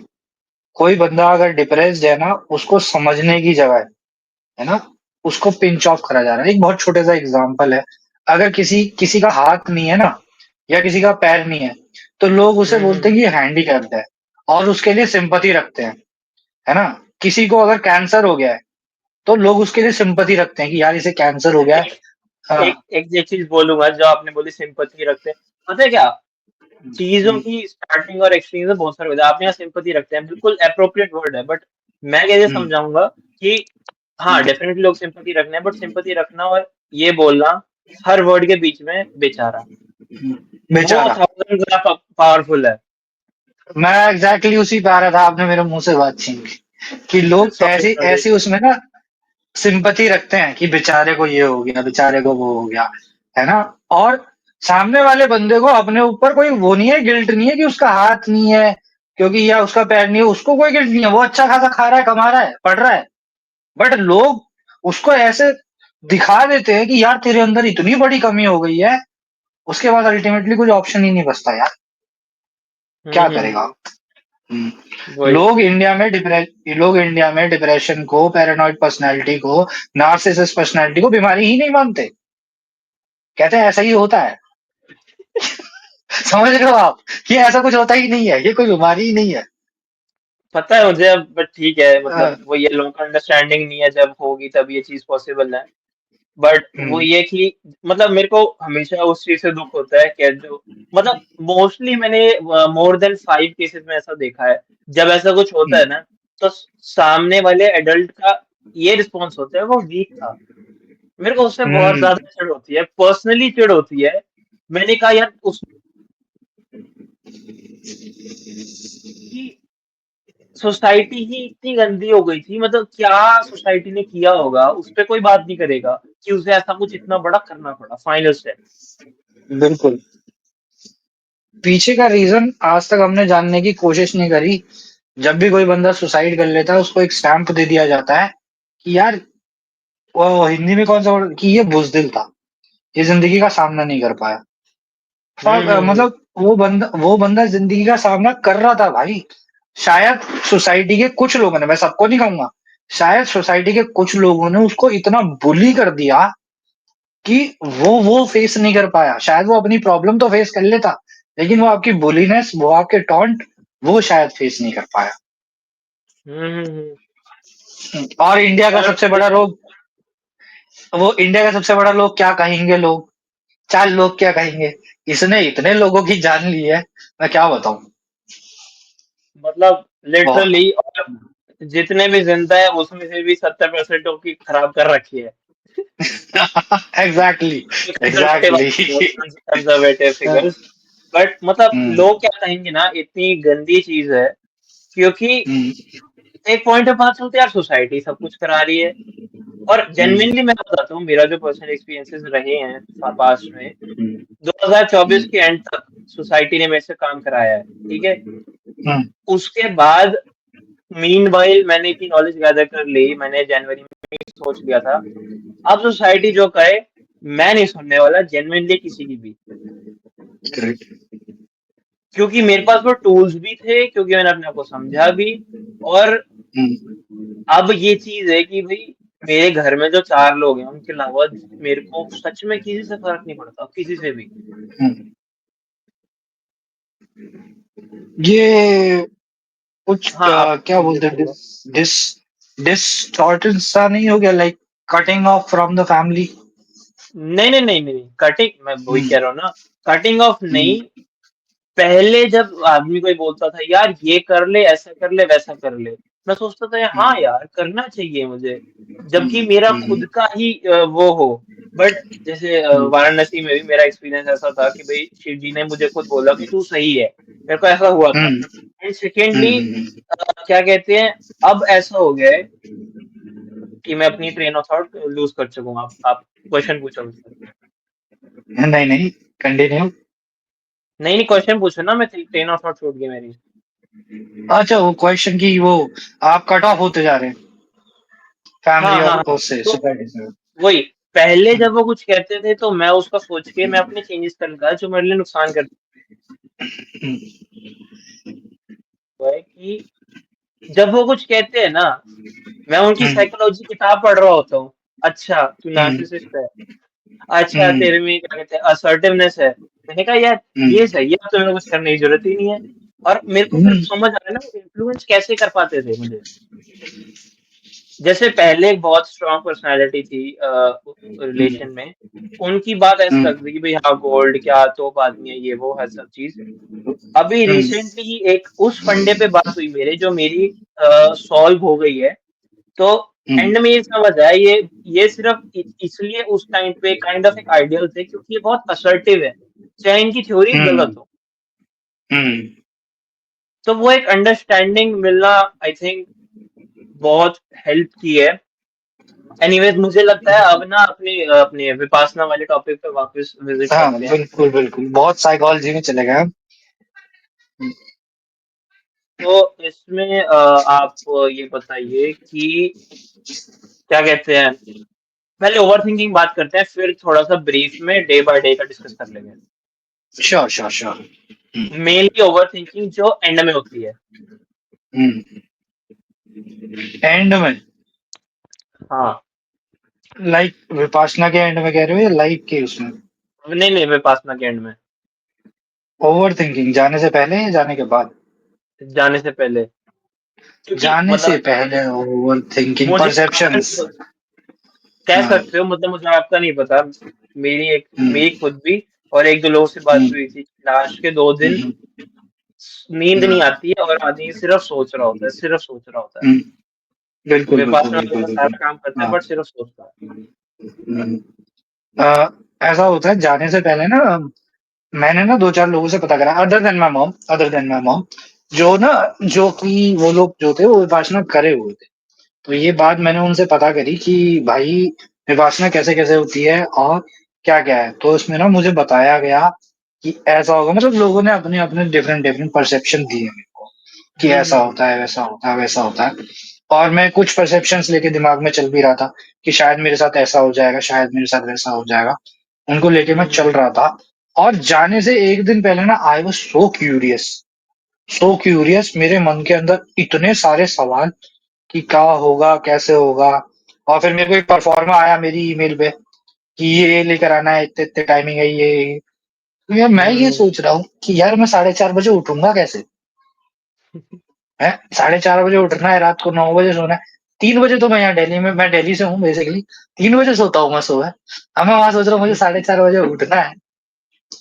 ये तो सारी छोटी छोटी चीजें जो मैं दिमाग में लेकर आया था। एंड की बात जब हम 9वें 10वें दिन पे आएंगे ना, मैं तब आपको बताऊंगा, क्योंकि उसके लिए मुझे शुरू से कनेक्टिंग डॉट्स बताने ठीक है, पड़ेंगे, डे 1 से लेकर। शुरू से ही स्टार्ट कर लेते हैं। हाँ आ, हाँ। हाँ हाँ करते हैं। तो अपना फर्स्ट डे, मेरा हम्म, एक्सपीरियंस, मैं सिर्फ ये सोच के आया हूँ कि भाई कुछ नहीं यूज करना होगा, सिर्फ अपना वो रखना होगा। और मोन वाली चीज स्टार्ट होती है अपना शाम को। हम्म। तो हाँ, आप बताइए। हाँ, तो मैं 7 बजे से वो मोहन वाली चीज स्टार्ट हुई। मैं पहुंचा हूँ वहां पे अपना रेस्ट वेस्ट करके नाश्ता वास्ता करके 7 बजे ब्रीफिंग दी गई कि अब मॉन स्टार्ट हो गया है, अभी आप रूम में जाओ, थोड़ी देर बाद बेल बजेगी और आपको हॉल में आना है। जब मैं पहली बार गया था। अच्छा, तो ब्रीफिंग लेने के बाद मैं रूम में चला गया और मैं हॉल से निकल के अपने रूम तक जाते वक्त मैं सोच रहा हूँ कि यार अब 9 दिन चुप कैसे रहूंगा, अब मैं किसी से बात नहीं करूंगा यार ऐसी। क्योंकि नोबल साइलेंस जो है उसका जो यूज है वो मुझे नहीं पता था तब तक। पहले दिन मुझे नहीं पता था। मैं मन में अपने अपनी चीजें यूज है। सोचता हुआ हाँ, मैं सोचता हुआ जा रहा हूँ क्या होगा, इन्होंने चुप क्यों करा दिया, यहाँ तो सब समझदार है, पढ़े लिखे आ रखे हैं, हम चुप क्यों हैं। मैं जा रहा हूँ जा रहा हूँ जा रहा हूँ, पहले दिन गया हूँ। पहले दिन का वो तो डे जीरो होता है। तो जीरो डे पे पहले दिन और जीरो डे पे थोड़ी देर मेडिटेशन उन्होंने टेक्निक बताई रात को, और अगले दिन चलेगा। अब मेन सीन शुरू होता है रात को, पहले जीरो डे पे 9:30 बजे जब वो सब खत्म हो गया, मैं आके अपने बेड पे, लाइट्स ऑफ है और मैं सोच रहा हूँ कि यार ये कैसे कटेंगे मेरे 10 दिन। बोल नहीं सकता, फोन मेरे पास है नहीं, मैं अपनी बात किसी को कन्वे नहीं कर सकता, चिल्ला नहीं सकता, है ना। और यहाँ से मेडिटेशन ही करना है, किसी की तरफ देखना नहीं है क्योंकि आंखें नीचे करके चलनी होती हैं, किसी दूसरे के साइंस नहीं देने, किसी को साइन लैंग्वेज में बात नहीं करनी है। मैं परेशान। पहले दिन मेरे को रात को नींद नहीं आई। एनीवेज, अब मैं उठा जैसे तैसे करके 4:30 बजे, अगले दिन बेल बजी और मैं उठा हूँ। मैं आपको सीरियसली बता रहा हूँ, जो मेरे को ना, वो तो मैं बोल नहीं सकता था पर मुझे गुस्सा बहुत आया। 4:30 बजे की बेल पे सुबह सुबह, जो पहला दिन मेरा था, उठ के नहा धो के, फिर भी क्योंकि मैं आया अपने लिए था, मुझे पता था कि मेरे साथ प्रॉब्लम है, कुछ तो इलाज मिलेगा, बस इतना ही था मेरे मन में कि कुछ तो इलाज मिलेगा, इसलिए रुक जाता हूँ। मैं पहले दिन आया, नहा धो के पहुंचा हूँ हॉल में, टेक्निक बताई गई है उसको कंटिन्यू कर रहा हूँ, है ना। तो एक सेशन के बाद ना, पहले के 1 घंटे के बाद, 2 घंटे के बाद जो सुबह का हुआ, उसके बाद नाश्ता करके 9:30 बजे जब मैं तीसरे सेशन के लिए अंदर गया हूँ, तब मुझे समझ में आया कि यार मैं ये जो सारी चीजें सोचे जा रहा हूँ बार बार की, अब मैं 10 दिन तो यहाँ पर हूँ, अब तो 10 दिन बाद ही होगा जो होगा जब मैं यहाँ से बाहर जाऊंगा। तो बेटर है मैं अपनी लाइफ का जो टाइम निकाल कर आया हूँ, मैं इसको यहाँ कॉन्सेंट्रेट करता हूँ। तब मैंने पहले दिन कॉन्सेंट्रेट करना चालू करा, और मुझे पहले दिन ये पता लगा कि मेडिटेशन मेरे बस की नहीं है, मुझे आती ही नहीं है, कि भाई ये ना हो पा रहा। इतनी सी जगह पे ध्यान लगाने पे, मैं इतनी सी जगह पे ध्यान नहीं लगा पा रहा। कुछ सेकंड ध्यान लगता है पहले दिन, कुछ सेकंड ध्यान लगता है, और कुछ सेकंड के बाद मन में एक थॉट आता है मेरे, और फिर मैं उस पे कहानियां बनाने लग जाता हूँ। मैं यहाँ जा रहा हूँ, मैं ये कर रहा हूँ, मैं वो कर रहा हूँ, ये कर रहा हूँ, मैं ये भूल ही गया कि मैं विपासना में बैठा हूँ। फिर मेरे को वापस आना पड़ता है, जब वो लाउड स्पीकर में गुरुजी की आवाज चलती है कि सारा ध्यान सांसों पे, तब वापस आता हूँ मैं। पता नहीं अब कितने मिनट के लिए सोच में चला गया, पता ही नहीं है। 10 मिनट, 15 मिनट आंख बंद करके बैठा हूँ, ऊपर सोच कुछ कर रहा हूँ, विपासना में हूं नहीं। तो मेरे एक दो पहले शुरू के 2 दिन मेरे ऐसे ही निकले, डिफिकल्टीज में निकले, बहुत डिफिकल्टीज में, ध्यान लगाने की डिफिकल्टी और कुछ नहीं, ध्यान लगाने की डिफिकल्टी में निकले।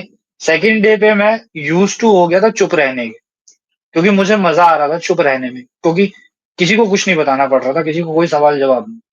दूसरा दिन और पहला दिन मेरा कंसंट्रेशन में निकला है। और तीसरे दिन जब मेरा ध्यान लगना चालू हुआ, तो अभी जब हम कुछ देर पहले बात कर रहे थे कि कुछ अनलॉक हुआ, वो तब मुझे पता, हाँ, वो मुझे ध्यान लगाते लगाते लगाते समझ में आया कि यार ये क्या हो रहा है। जब राग और द्वेष मेरे समझ में आए ना, कि ये तो मेरी ही गलती है, ये मैं क्या कर रहा हूँ, वो मुझे तीसरे दिन पता लगा। बट वो ना, उसका आप कह सकते हो कि एक छोटा सा ट्रेलर था, कि मुझे आभास हुआ था कि कुछ गलती मेरी है। तीसरा दिन गया, कट टू चौथे दिन, जब चौथे दिन में पहुंचे, विपासना का प्रोसीजर हमें मिला, गुरुजी ने समझाया। तो चौथे दिन तो बहुत बढ़िया से मैं लगा रहा अपने को करने में, निकालने में, और हुआ भी बहुत अच्छे से हुआ चौथे दिन। रात आते आते मेरे चेहरे पे मुझे इतनी सेंसेशंस फील हो रही थी, मैं डिफाइन नहीं कर सकता। मुझे लग रहा था कि अच्छा, चेहरा ना फट चौथे दिन जाए। ही। हाँ, चेहरे पे मुझे मुझे ऐसा लग रहा था कि चेहरा ना फट जाए मेरा, इतनी सेंसेशंस थी मेरे चेहरे में, है ना। चौथा दिन गया, पांचवा दिन गया, मेरा कंसंट्रेशन पावर और बढ़ी। कंसंट्रेशन करते-करते अपनी बॉडी पे ही ध्यान देते-देते मुझे पुरानी कुछ ऐसी-ऐसी चीज़ें आप देख रहे हो माइंड कैसे साइमल्टेनियसली काम कर रहा है मेरा, कि मैं ध्यान भी लगा रहा हूँ, मैं बॉडी ट्रैवल भी कर रहा हूँ और मेरा माइंड जो है मुझे पास्ट में भी ले जा रहा है। ट्रैवल करते-करते ही मेरा माइंड मुझे पास्ट में ले जा रहा है। जो मेरे छोटे-छोटे से हिडन ट्रॉमास थे जिन्हें मैं भूल गया था, कि ऐसा हुआ है, मेरे साथ ऐसा हुआ है, जो शायद निकल गए थे, आउट ऑफ साइट हो गए थे, वो मुझे वापस याद आए।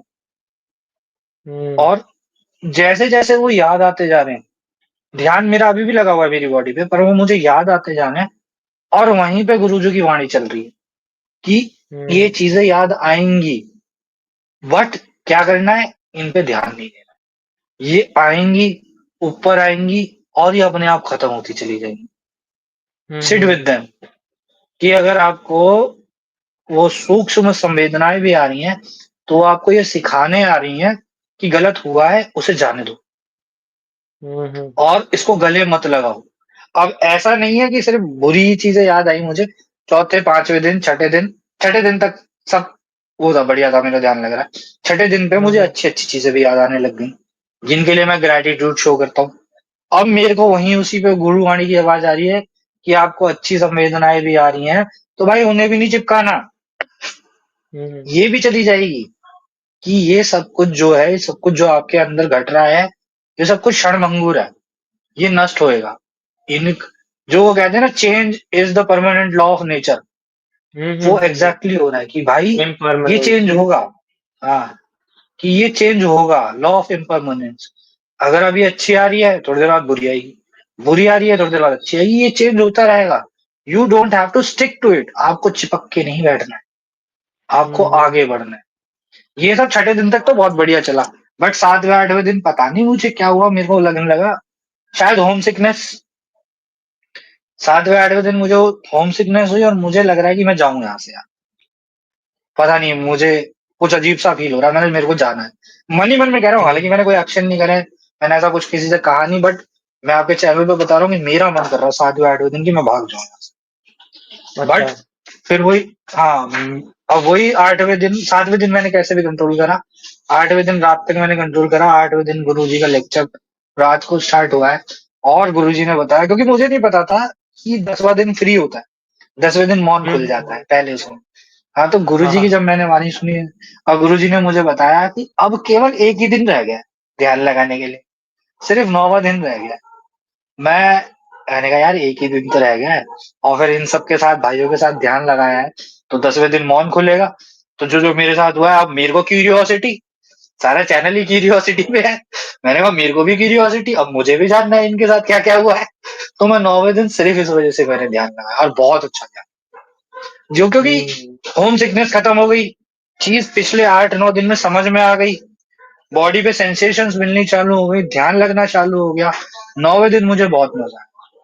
10वें दिन जब मेरी आप सब लोगों से, भाइयों से बात हुई, सबके मैंने एक्सपीरियंसेस सुने, सबसे ज़्यादा और उससे ज़्यादा मज़ा उस दिन आया। जब मैंने सुबह 10वें हुँ, दिन उठ के घर पे पहला फ़ोन किया, जिस दिन मुझे फ़ोन मिला, और मैंने घर पे बताया कि मैंने कोर्स पूरा कर लिया है, आज मौन टूटा है। तो एक मेरा भाई है, कज़न मेरा ब्रदर है, उसे मैंने फ़ोन करा, तो उस वो मेरे से ना पता है ये कहता था कि तेरी जैसी पर्सनैलिटी, मेरे जैसी पर्सनैलिटी विपाशना में नहीं टिक सकती, कि तू एक जगह बैठ नहीं सकता, तो विपाशना कैसे करेगा 10 दिन? तो मैंने उसको ईगो में हुँ, फ़ोन करा था, कि भाई देख मेरा आज मौन टूटा है और मैंने 10 दिन का वो कर लिया है। तो हुँ, उसका हुँ, वहाँ से रिएक्शन पता क्या आया? उसका रिएक्शन था, "हैं?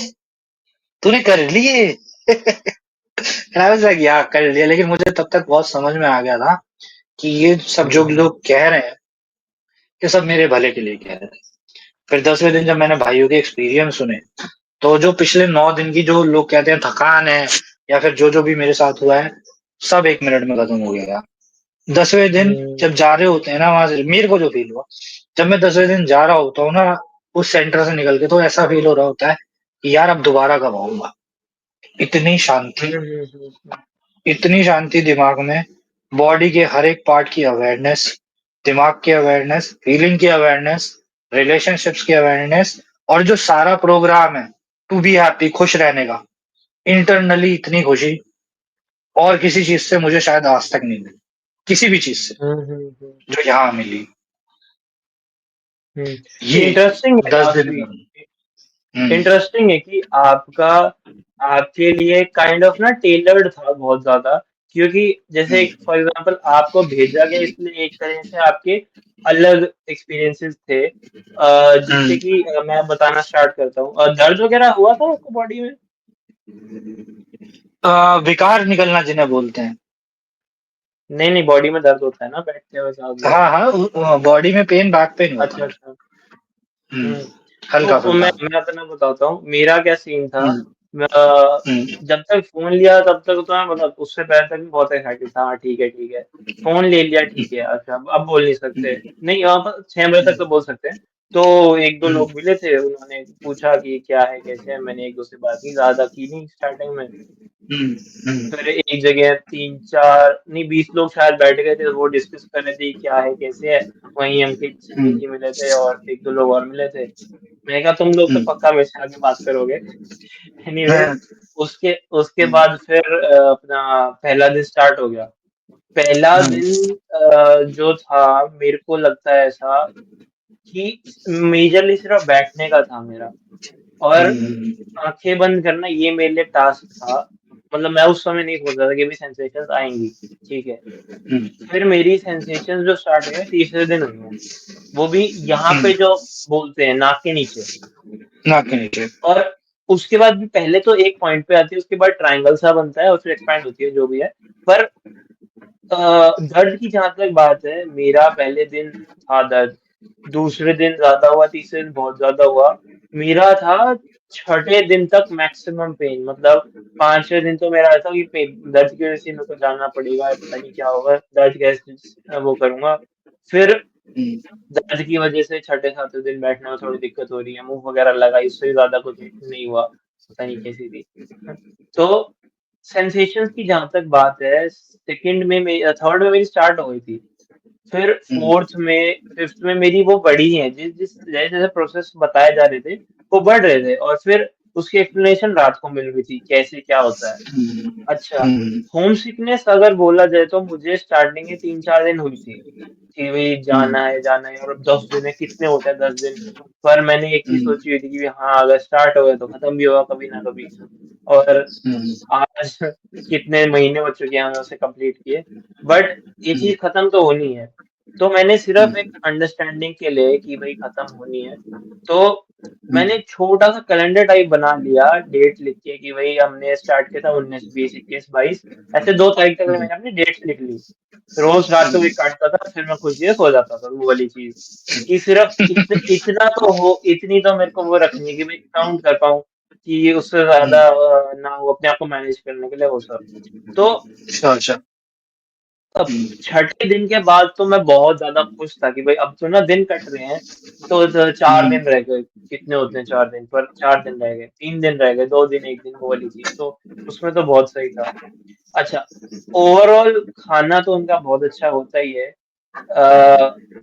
जगह पे ऑब्वियसली डिपेंड करता है, बट ऐसा भी था कि भाई खाना बढ़िया मिल रहा है तो मैं स्टे कर जाऊंगा, मुझे ऐसा लगता है कि यार हर चीज में तो इतना इंसान परेशान नहीं होना चाहेगा। उसके बाद जैसे जो साइलेंस वाली बात थी ना, तो मेरे को जहां तक लगता है कम्युनिकेशन बंद किया था, उसका यही था, बॉडी और दिमाग को शांत करना। और एक तो है कि हम लाउड जब बोलते हैं ना, और सेकंड उसका डायमेंशन जब हम किसी और से बात करते हैं, तो एक तरह के थिंकिंग में लूप्स आने स्टार्ट हो जाते हैं। हाँ, एग्जैक्टली एग्जैक्टली। तो वो चीज में उसको रोकने के लिए शायद मौन व्रत रखा कि और किसी से भी बात करनी, खुद भी नहीं बात करनी। और एक और डिफरेंस, जैसे आपने बताया कि आपको अपने पास्ट की मेमोरीज एक तरह से याद आ रही हैं, मेरे को ऐसे तो कुछ पास्ट की चीजें इतनी खास याद नहीं आई, बट मेरे जो एट प्रेजेंट जो क्वेश्चंस थे ना कुछ चीजों में लेकर के, उनका बहुत हद तक एक जो जिसे कहते हैं ना पीसी को ओवरक्लॉक कर देते हैं, लैपटॉप को कर देते हैं। तो एक तरह से वो वाला टाइम पीरियड ब्रेन के लिए मेरा ओवरक्लॉक था, तो जो ओवर थिंकिंग थी वो ऑफ द रूफ थी। अ, जिससे कि मतलब मैं आराम से बैठ भी पाया एक तरह से, बट उससे बहुत चीजों के आंसर्स मिल गए। मतलब एक प्लान होता है, वो बहुत लेवल्स का प्लान बन गया। जैसे कि मैं हुँ, बताता हूँ कि मेरा पहले तो आने से पहले इतना था कि भई कहीं मैं फ्यूचर में कुछ ना कुछ अलग करना पड़ेगा घर वगैरह बनाने के लिए सीन, क्योंकि आजकल जो वेस्टर्न इन्फ्लुएंस पेरेंटिंग सिस्टम है वो सब बहुत बकवास है वो सब। तो हुँ, मेरे को डे याद नहीं है बट आई गेस 5th या 4th डे था। मेरा एकदम ये हुँ, हुआ यार घर होगा कैसा? क्योंकि मेरा तो मैंने सोचा था कि भई ठीक है नक्शा बनवा लेंगे ये वो। जैसे ही मैं रात को सो रहा हूँ एकदम मेरा नक्शा बन गया, जो मेरी प्रेफ़रेंस बेस्ट हो सकती थी उस हिसाब से। अब हुँ, अच्छा, उसको मैं इतना विजुअलाइज़ किया है, पूछो मत। मतलब हर एक कमरे की हर एक सीढ़ी सब कुछ बन चुकी है उसमें, तो वो एक विज़न एक तरह से उसमें उसमें खेलना, अलग-अलग चीज़ें अपग्रेड करना हुँ, हुँ, और टाइम के हुँ, साथ-साथ उसे वो सब करना। इसके अलावा कि जो मैंने बोला था ना सोसाइटी की चीज़ें छोड़ के अपनी अंडरस्टैंडिंग से मैं आगे चीज़ें करूँगा। हुँ, जो कि बहुत बड़ा एग्ज़ाम्पल ये भी है वार्तालाप को स्टार्ट करने का। हालाँकि मैंने 24 की स्टार्टिंग में कर दिया था अप्रैल में स्टार्ट। बट एक ट्रैजेक्टरी बहुत हद तक डिफाइन हो गई थी किस टाइप से हो सकती है। कहाँ मेरी हाँ, फ़ायदे जो मेरे को अपने आप के हैं, उसको किस टाइप हुँ, से कैसे-कैसे आगे बढ़ाया जा सकता है। तो हुँ, उसमें अंडरस्टैंडिंग मिलना प्योरली ओवरथिंकिंग से या थिंकिंग से कह लो अ, हुँ, क्योंकि इंसान को जब पता होता है ना, वो फिर सोचना स्टार्ट करता है, तो फिर वो बहुत चीज़ें चर्न करता है, जिससे बहुत चीज़ें निकल के आती हैं। हुँ, फॉर एग्ज़ाम्पल जैसे क्रिएटिविटी भी होती है ना, वो हुँ, काइंड ऑफ एक क्या कहते हैं ऑर्डर एंड केओस की साइकिल है क्रिएटिविटी। हम बाहर से कंज़्यूम करते हैं, हमारे ब्रेन में उसका केओस होता है, फिर एक ऑर्डर बन के वो बाहर निकलता है, जिसे हम कहीं न कहीं आइडियाज़ बोलते हैं। जी, तो वो चीज़ें भी उसमें निकल के आएगी भाई क्या कैसे कर सकता हूँ। फॉर एग्ज़ाम्पल हुँ, इसमें क्या कर सकता हूँ मतलब आप ऐसे नहीं कि भाई ऊपर-ऊपर से बिल्कुल डिटेल में स्टेप्स 10 प्लान वग़ैरह-वग़ैरह ऐसे-ऐसे क्या कर सकते हैं वो सब। तो ये कह लो लाइफ़ की प्लानिंग बहुत अच्छे से उसमें हुई। उसके हुँ, बाद जब अपना 6th 7th 7th डे पे आता है, मेरे हुँ, क्या कहते हैं यहाँ से जो सेंसेशंस हैं फिर पूरे मुँह पे जाती हैं। उसमें हुँ, ऐसा लगता है कि भई क्या मतलब मैजिक एक तरह से हो रहा है कि वाइब्रेशंस हम फ़ील कर पा रहे हैं। हुँ, और कहीं न कहीं कुछ फैक्टर था ये चीज़ जो वाइब्रेशंस फ़ील करने वाली है ना, बिना पता चले मतलब अवेयर हुए मैं पहले भी करता था, वो थोड़ा अलग का टॉपिक है। बट हुँ, वो करना अच्छा उसके बाद जब बोला मुझे कि भई अपने बाकी बॉडी पार्ट्स पे ट्रैवल करो अब अवेयरनेस को। हुँ, उसके अंदर क्या कहते हैं, मेरे को शुरू में नहीं हुआ। ओह! उसके बाद मैंने रैंडमली ना अपने टिप्स पे फ़ोकस करना स्टार्ट किया फिंगर और टिप्स। उस फिंगर हुँ, टिप्स पे जैसे ही फिंगर किया टिप्स। ना, वाइब्रेशन स्टार्ट हो गई। फिर हुँ, अगले दिन वो वाइब्रेशंस पूरे हाथ में जा रही हैं। अच्छा, हाँ, शुरू के दिन फॉर एग्ज़ाम्पल 8th दिन की शुरू में चेस्ट पे वो हुँ, नहीं हो रही थी, पर पूरी पैरों में और हाथों में, नेक में वो सब हो रही थी सेंसेशन। हुँ, पर फिर 9th डे जब और चीज़ें समझाई और टेक्निक्स बताई, 9th डे पूरी हुँ, बॉडी में हो रहा है। तो वो एक बहुत इंटरेस्टिंग और मतलब वो चीज़ थी कि भई हाँ, जो बताया गया वो चीज़ एक्सपीरियंस हुई। अच्छा उसके बाद हुँ, जब ओवरऑल दिनों में और वैसे भी जैसे मैंने बताया ओवरथिंकिंग वाली चीज़ है, बट ओवरथिंकिंग ने मुझे हुँ, कभी परेशान नहीं किया। मल्टीपल ट्रेन ऑफ थॉट्स हो गए, कुछ कंस्ट्रक्टिव भी हुआ है। डिस्ट्रक्टिव तब हुआ जब अनसर्टेनिटी हुई है, जिसकी वज़ह से भी मैं कहीं न कहीं अनसर्टेनिटी से बचता रहा हूँ। तो उस अनसर्टेनिटी की वज़ह से ट्रेन ऑफ थॉट कंट्रोल नहीं होती है, जिससे मुझे हुआ है। जिसकी वज़ह से सिर्फ़ 3-4 साल के जैसे कॉलेज में 2-3 हुँ, नाइट्स ऐसी गई हैं जिसमें मैं पूरा नहीं सो पाया हूँ। क्योंकि सिर्फ़ ओह! ट्रेन ऑफ थॉट्स चल रही है, सिर्फ़ ट्रेन ऑफ थॉट्स चल रही है, हुँ, कुछ नहीं कर पा रहा मैं हुँ, उसको कंट्रोल। अच्छा, हुँ, उसके बाद इसमें 9th डे पे मतलब जो नॉर्मल डेज़ थे उसमें भी थोड़ा-थोड़ा 1-2 घंटा होता है पर फिर नींद आ जाती थी। एक बार ज़्यादा हुँ, हुआ था 3 साढ़े 3 तक जाग रहा था, मैंने कहा था यार कल तो उठना ही है जल्दी, तो अपना सो जाता हूँ। सो गया मैं सक्सेसफुली। 9th डे रात को क्या होता है कि शाम को जब बोल देते हैं ना कि आपकी कल वो खुलेगी, तो हुँ, 10 बजे, 11 बजे, हुँ, 12 बजे, 1, 2 मेरी ओवर थिंकिंग वो जा ही नहीं रही है। अगेन वो पुराने प्लान से वगैरह वगैरह वो सब सोचना, बट जो थिंकिंग माइंड। की स्टॉप है वो चीज आ ही नहीं रही है।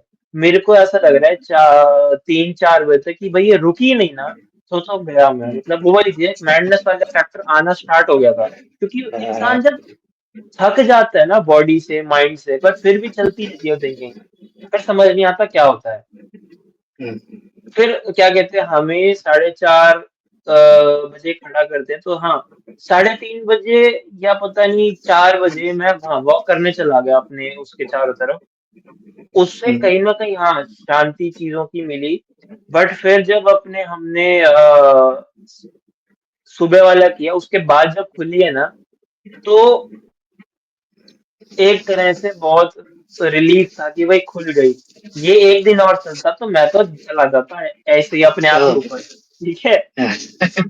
तो ओवर थिंकिंग में वो वाली चीज थी। और दूसरा एक और जो फैक्टर था कि शुरुआत की स्टार्टिंग में तो हमें धम्मा हॉल जिसे कहते हैं, बड़े रूम्स में करवाया गया था सबके साथ।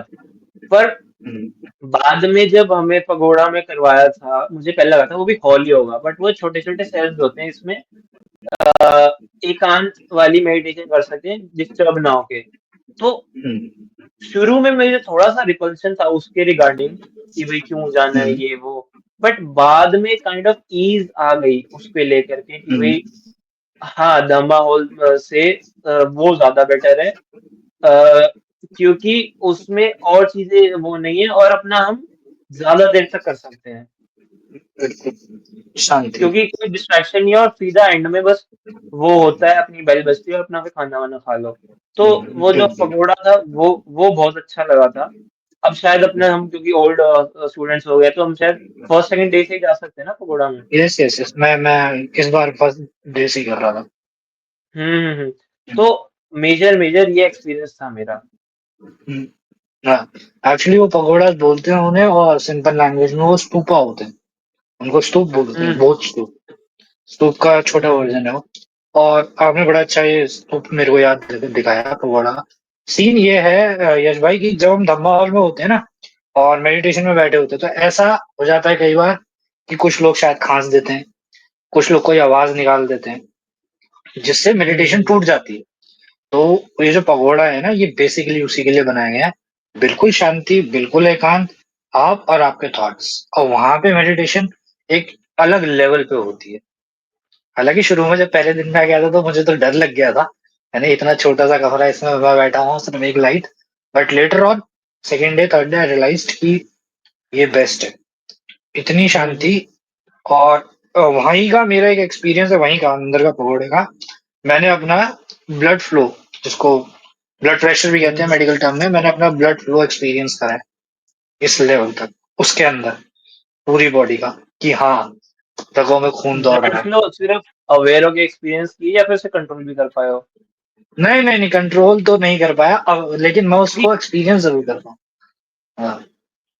बाद जहाँ पे आप कंट्रोल कर रहे होते हैं ब्लड नहीं जा रहा होता, वहां पे टिंगलिंग सेंसेशन स्टार्ट हो जाती है। हम्म।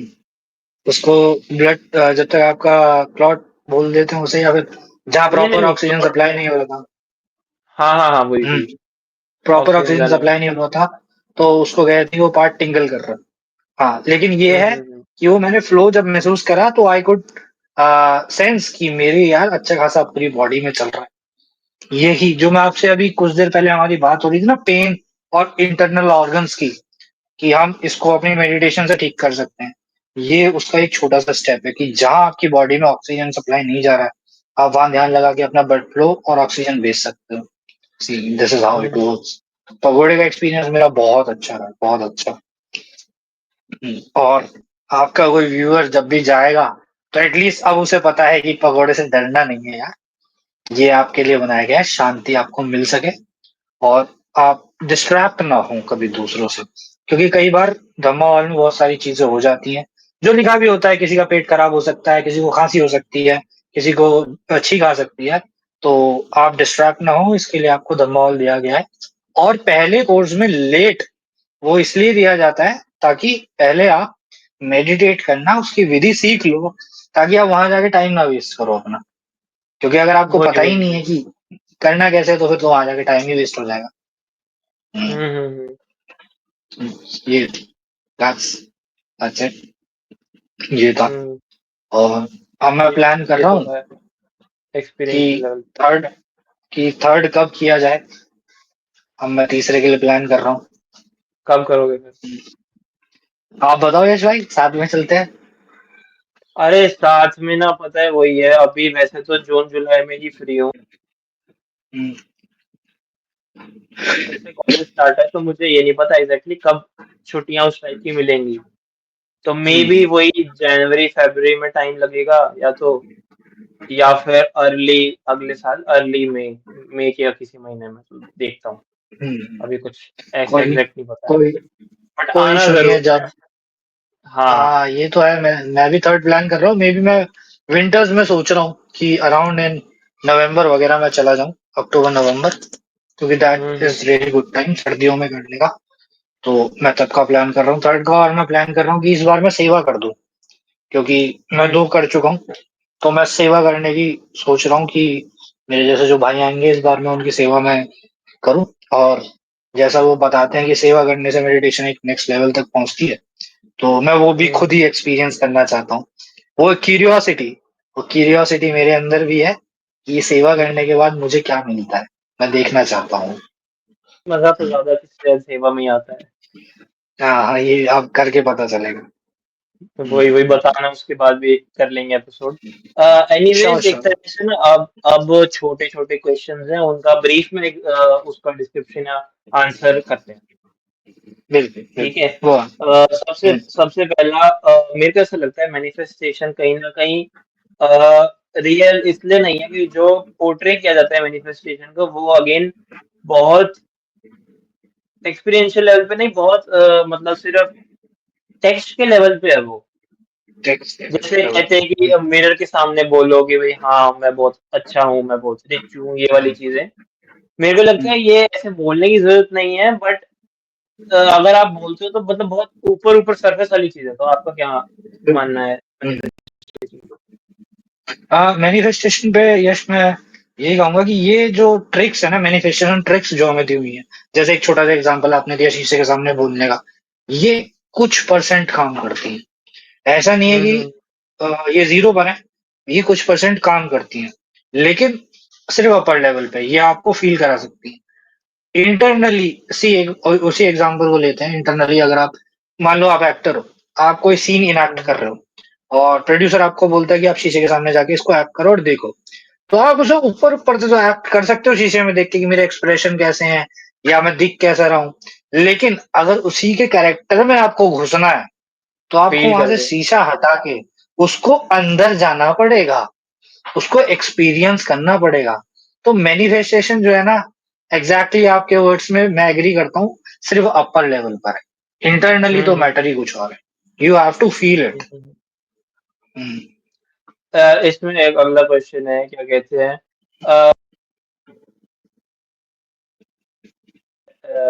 विपासना में कह सकते हैं तो एक क्रिया होती है सुदर्शन क्रिया। बेसिकली ब्रीदिंग एक्सरसाइज है जो काइंड ऑफ कहीं ना कहीं वेम हॉफ ब्रीदिंग टेक्निक है ना, उससे भी बहुत मेल खाती है। हम्म अ, तो उसमें कहा जाता है कि जब ब्रेन को ज्यादा ऑक्सीजन मिलनी स्टार्ट हो जाती है ना हाई लेवल्स में, तो वो डीएमटी रिलीज करना स्टार्ट करते हैं, जिससे अलग चीजें होती हैं, क्योंकि वो हम्म नेचुरल डीएमटी होती है। और कुछ हाई क्लासेस की ड्रग्स में डीएमटी हम्म आर्टिफिशियल भी होता है और सिंथेटिक भी होता है। हम्म तो नेचुरल हम्म डीएमटी का क्या आपका brief brief answer? Natural DMT पे आई डोंट नो कि लोगों को क्या क्या एक्सपीरियंसेस हो रहे हैं, क्योंकि ब्रेन को ऑक्सीजन ज्यादा देने में इन सेंस अगर कोई सोचता है कि हेल्सिनेशन है या फिर ये क्या बोलते हैं, मेरे को किसी चीज के अंडर द इन्फ्लुएंस हो रहा है, तो टोटली रॉन्ग। जब आप एक मेडिटेशन में बैठे हैं और आपको उस क्रिया से माइंड पे ऑक्सीजन ज्यादा जा रही है, आप वही देखेंगे जो या तो आपके पास में हुआ है या फिर आपके सबकॉन्शियस माइंड ने सोच रखा है कि वो आपके साथ कभी होगा, या आपके कौन सबकॉन्शियस में स्टोर है।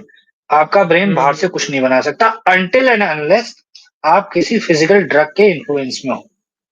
हम्म। अगर नेचुरल है तो इट इज नॉट हेल्सिनेशन, ये आपके अंदर की है, प्लीज उस पर ध्यान दो। क्योंकि सुदर्शन क्रिया के प्रोसेस के बाद ना मैंने पर्सनल केस देखा है जिसमें वो condition kind of with the mix of other reasons और एनवायरनमेंट वगैरह वगैरह चीजें वो हम्म, क्या कहते हैं स्किज़ोफ्रेनिया में चेंज हो गई थी। तो तो एक्सट्रीम लेवल। उस पे हम्म, वही मैं कह रहा हूँ उस पे मुझे भी लगता है डीएमटी ने कुछ ना कुछ या किसी और चीज ने उस ब्रीदिंग से ब्रेन के हम्म, केमिकल्स का कुछ ऊपर नीचे किया ही किया। इस पे ध्यान देने की बहुत जरूरत है। और ये बहुत अच्छा आपने टॉपिक छेड़ा, साइकोलॉजी में भी इसको डीएमटी के ऊपर। एक लेवल है, ठीक है, एक लेवल के एक और क्रिया, क्रिया नहीं बोलते, एक ना मैं आपको हमारे पास 2 मिनट का समय है। टोटल 10 मिनट है मोटा मोटा। हाँ, तो मैं बहुत छोटे में बता देता हूँ कि एक एक अमेरिका ने, एक नासा ने ना एक एक सॉफ्टवेयर बनाया है। एक सॉफ्टवेयर पे, वो मेडिटेशन सॉफ्टवेयर है। और उस मेडिटेशन सॉफ्टवेयर पे आप उस पे अगर मेडिटेट करोगे ना, तो आप एक नेक्स्ट लेवल पे मेडिटेट कर पाओगे। उसका बेसिक फंडा यही है कि उन्होंने आपके दिमाग की डीएमटी इंक्रीज कर दी है। अगर ये हम्म इंक्रीज हो रही है या हेल्यूसिनेशन आपको हो रही है, तो ये सीरियसली स्किज़ोफ्रेनिया या आपको बिल्कुल दे सकती हैं, आपको पागल बना सकती हैं। Be aware, be aware. हम्म। हम्म, क्योंकि उससे बाहर बिल्कुल। निकलना बहुत ट्रॉमा वाली। बहुत हैवी पड़। हाँ। अ, अच्छा इसमें एक ना